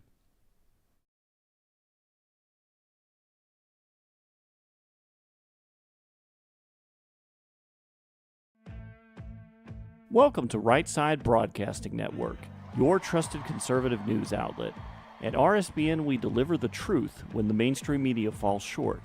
Since 2015, we've proudly broadcasted every single one of President Trump's iconic MAGA rallies, bringing you the excitement and energy live before anyone else. By watching RSBN, you get an unfiltered front row view of the action on the ground. We interview the crowds to give a voice to millions of Americans just like you.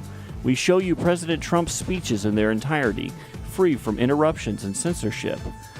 We cover the stories that matter to you with the integrity and passion you deserve. Thank you for choosing RSBN as your home for America First news. Together, we stand strong, united, and informed. So join us and be part of the right side of history. Tired of being told no by your doctor, your pharmacy, or worse, your insurance company? You're not alone. Millions of Americans are waking up to a broken healthcare system. That's why more and more people are turning to All Family Pharmacy. We believe in medical freedom. We deliver the prescription and the medication, all from licensed U.S. doctors and pharmacists, from ivermectin and trusted antibiotics to maintenance medications, even NAD+, the revolutionary anti-aging supplement. Use code RSBN10 at checkout for 10% off your first